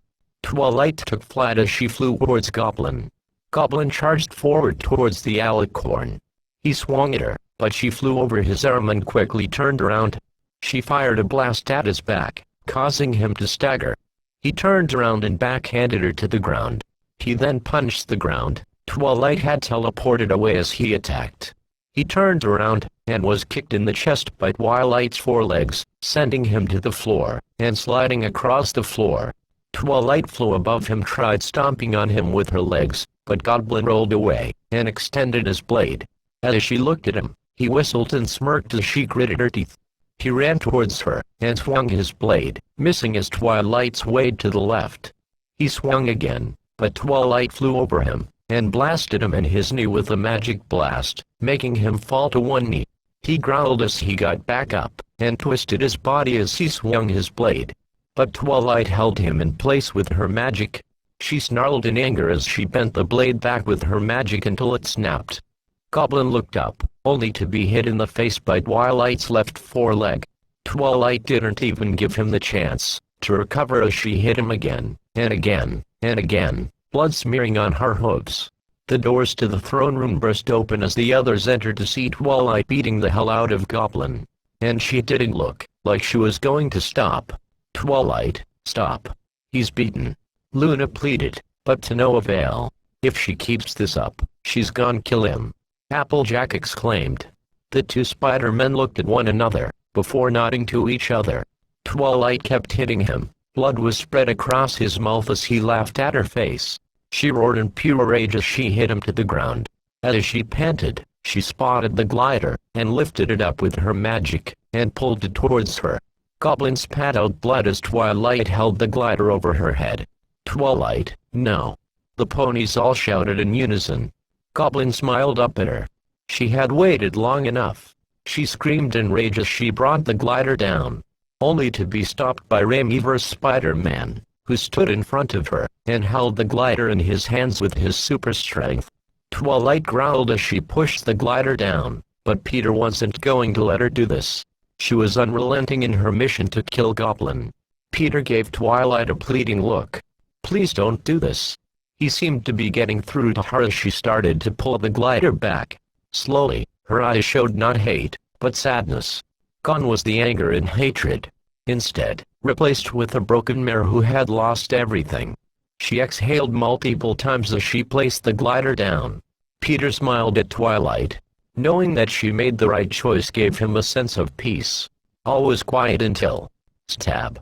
Peter was stabbed in the back by Goblin. Twilight's eyes widened in horror as Goblin removed the blade. Peter then fell to the floor as Goblin stood back up. Everyone gasped at the sight. As Twilight looked down at her friend, Goblin took this opportunity to mark her. They were there because of you. I may have struck the blows, but you. He laughed in her face. You are the one that killed them. Web vs. Spider-Man had heard enough as he reached behind him, and took the cure from Cadence, who had taken the cure from Manhattan. As Goblin gave a malicious laugh, Web vs. Peter threw the cure at Twilight, who caught it with her magic. Ha ha ha ha ha ha. Twilight then screamed as she stabbed Goblin in the neck with the cure. He stopped laughing as the serum injected itself into Goblin's neck. Twilight removed the cure as Norman fell to the floor in a confused state. The Green Goblin was gone. As Twilight breathed in and out, Norman looked up at her with confusion. Twilight. She wanted to hate the man. Oh, how she wanted it. But she knew that it wasn't him. The man who ruined her life was gone. Norman was free. She looked away as tears fell from her eyes. Realization then hit Norman like a freight train as he looks down at his hands in regret. What have I done? She didn't respond as she crouched down to check on Remy Verspieter. The pony sighed in relief as Webb Verspieter rushed over to Twilight and his counterpart. He knelt down. You okay? Remy Verspieter nodded. Yeah, I'm good. I've been stabbed before. Webb Verspieter was relieved. Oh, good. He turned to Twilight. Hey, nice catch. Twilight replied, thanks. Nice throw. Suddenly, another violent tremor shook the foundation everyone was standing on. Pinky approached the broken stained glass window and shrieked. We have a big problem. Like, bigger than forgetting a birthday party problem. The two princesses galloped to the window and gasped. The sky above was cracking. Shards of their reality were falling from the sky. They turned to everyone else with defeat written across their faces. We're out of time. Chapter 15, Comes Great Responsibility. What do you mean we're out of time? Applejack asked frantically. Celestia sighed. They've been here for too long. Our reality is already starting to break apart. Soon, our entire dimension will cease to exist. Isn't there something we can do? What about that spell? Shining Armor asked. Luna shook her head. It's far too late for that. The spell would only send them home. It wouldn't repair the damage done to our dimensional barrier. Pinky stepped forward. So, we lost. Luna sighed. I'm afraid so. Everyone looked horrified. Everything they had ever known was coming to an end. Everyone they loved. Everything they cared for. Gone. Forever. The sky began to split apart even further as the shards of their reality continued to fall. Twilight looked down in defeat. How could this have happened? Everything was meant to work out. But it's all crashing down right on top of her. If she hadn't cast that spell, none of this would have happened. If she hadn't ascended into an alicorn, none of this would have happened. Her parents would still be alive. These beings would be in their dimensions. And their entire world wouldn't be dying. If only she hadn't become an alicorn. It was then that Twilight's eyes snapped open as an idea came to her. She stepped towards the princesses. What about me? Celestia tilted her head. Pardon. Twilight clarified. What if you took away my alicorn status? Use that magic to repair the dimensional barrier, and send them home. She pointed to the multiversal beings with her hoof. Celestia shook her head. Twilight. Would that work? She sighed before answering, yes. AJ stepped forward, but, Twee. If you'll do this, you'll lose everything you've worked so hard to earn. Rarity then stepped forward, you'll lose your wings. You won't be a princess. Flutter, she added. Twilight gave them a determined look. It's the only way. But, Twilight, what about your destiny? Celeste asked. Twilight turned to her mentor. Maybe this is what I was meant to do. Gain alicornhood so I could save everybody. Maybe being a princess isn't who I was meant to be. The two sisters looked at one another, before turning to Twilight. Are you sure about this? They both asked in unison. Twilight nodded. I'm sure. Luna sighed before smiling at her friend. You are the strongest mare I have ever met. Twilight sparkled. Say your goodbyes. You might not see them again. Celestia said. Twilight nodded as she galloped to the two Spider-Men. As Webb Verspieter helped his counterpart to his feet, they smiled at the alicorn. She giggled nervously as she rubbed the back of her head. Hey. I think this is it. I think you're about to go home. She sighed as she looked at the two. Look, thank you. I want to tell you that. I really don't know how to say this. Twilight. She looked at Remy Spider-Man, who had a kind smile on his face. We know. It's what we do. Yeah, it's what we do. Webb Verspieter added. Twilight felt tears in her eyes as she tackled them both in a bone-crushing hug, to which the two heroes returned. She departed from the hug with tears in her eyes. Thank you for everything. They all smiled at one another for one last time until Twilight quickly galloped towards Eddie Brock. the two Spider-Men smiling as she ran off. "She's going to be spectacular," Raimi vs. Peter said. "Amazing," Webb vs. Peter added as they looked at one another. Twilight ran to Eddie, who smiled at her. "Listen. I wanted to thank you. The both of you." Venom then emerged from Eddie's shoulder. "Don't mention it. It was kinda cool to visit another dimension. Beats the arguing. Amen to that," Eddie added. Eddie then bent down and scratched Twilight behind her ear. Twilight then enveloped him in a hug, to which the former reporter returned. The embrace ended as Eddie smiled at her. "Now go on. Get out of here, princess." Twilight smiled as she walked over to Celestia, Luna, and Cadance, who all had tears in their eyes. "Ready?" Twilight nodded as Celestia smiled. "Thank you, Twilight. I know what you are sacrificing. Thank you for this selfless act. You really are the best of us," Luna added. "Thank you, Twilight." Cadance finished. Twilight smiled as she tackled them all into a hug. The embrace ended as Twilight sniffled, before spreading her wings. The three princesses' horns shined as all four of them levitated into the air. A light shined around all of them as Cadance, Luna, and Celestia all fired beams of magic at Twilight. The beams hit Twilight as she was encased in a heavenly glow. She smiled as she closed her eyes. Her wings started to glow as they turned into little specks of light. Her wings then completely faded away as the specks of light flew out of the window and shot up into the sky. The specks hit the cracks in reality as they began to seal the holes in reality. It was then that Maxtillion began to glow. He looked at his hands before fading away, back into his dimension. Flint Marko then faded away, as did Kurt Connors. As Otto was fading away, he smiled at Raimi vs. Peter, before waving at his friend. He then faded away as well. Norman sighed in regret as he too faded away. Eddie then started to glow as he looked down at his hands. "I need a drink. Can you even get drunk?" Venom and Eddie then faded away. The two Spider-Men looked at one another as they began to fade away. They smiled at one another as they waved, before disappearing back to their universes. As the tears in reality began to seal, Twilight looked down at her friends, smiling as tears fell from her eyes. The main six smiled back as they too cried. Twilight felt the magic leaving her body as the tears sealed completely. Before anyone knew it, the room was engulfed in a bright white light. 2 months later, Celestia and Luna walked down the halls of their castle. The reconstruction effort to repair Canterlot from Goblin's attack was going really well. Most of the damages were repaired and everything was at peace.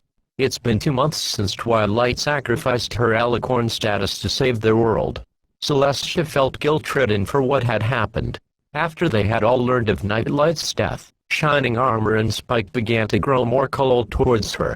Her relationship with Twilight hadn't changed much, but she could tell that she was growing more distant as time went by. She sighed as Luna placed a wing on her sister's shoulder. Celestia looked at her sister, who was giving the Solar Monarch a small smile. "Worry not, dear sister. Everything will work out the way it's supposed to." Celestia smiled. "I know that, Lulu. But I still feel that my past relations with Shining Armor and Spike, not to mention Twilight, will never truly be what it once was." Luna sighed. "Maybe not. But maybe it's for the best." Celestia raised an eyebrow. "How so?" "This could give them all a new perspective on life. A chance to grow in ways they never would have before. For the first time in any of our lives, we walk a different path to destiny." Celestia could see what Luna meant. "I suppose you're right. I always am, aren't I?" Luna quipped. Celestia chuckled. "Oh, stop it." The two continued to walk to their throne room, passing the newly installed stained glass windows, showing remembrance of the heroes that helped save their world. The Lethal Protector, the Amazing Spider-Man, and your friendly neighborhood Spider-Man. Twilight placed the flowers on top of her parents' graves with her magic. The funeral had been months ago, but the pain was still there. She stared at the headstones for a moment before breaking down. Before she knew it, she was engulfed in a group hug by her friends. Since she was no longer a princess, she had a little more free time. She may not have been able to help Equestria as a princess, but she had other ideas on how to make a difference in the world. Thanks to a little souvenir that Webb vs. Spider-Man had left as a little surprise gift, She had an idea on what to do. She had asked Rarity to work on a secret project for her. Rarity was at first skeptical on hiding this from her friends, but she soon realized White Wallite had asked her to keep it a secret. It took a few days, maybe weeks. Twilight lost count, but it was finally done. And it looked perfect. A white hoop stepped on a snowy rooftop in Manhattan. The mayor looked out to the snowy city, knowing that it needed a protector. Twilight looked at her new suit with a smile on her face. Twilight sighed contentedly as she adjusted the web shooter's web first Peter had left behind for her with her magic. She smiled as she used her magic to lift up her hood and put her mask on. She then ran towards the edge of the building at a fast speed. She then jumped off the edge of the roof and stuck out her hoof, using her magic to activate the web shooters, and shot a line of web at a nearby building, and swung further into the city. She continued swinging into the night. Equestria may have lost a princess, but it had gained a new hero, a protector, a savior, a spectacular Spider-Mare. The end. A Marvel Studios / AllSpark Pictures production. Columbia Pictures presents My Little Pony: No Way Home.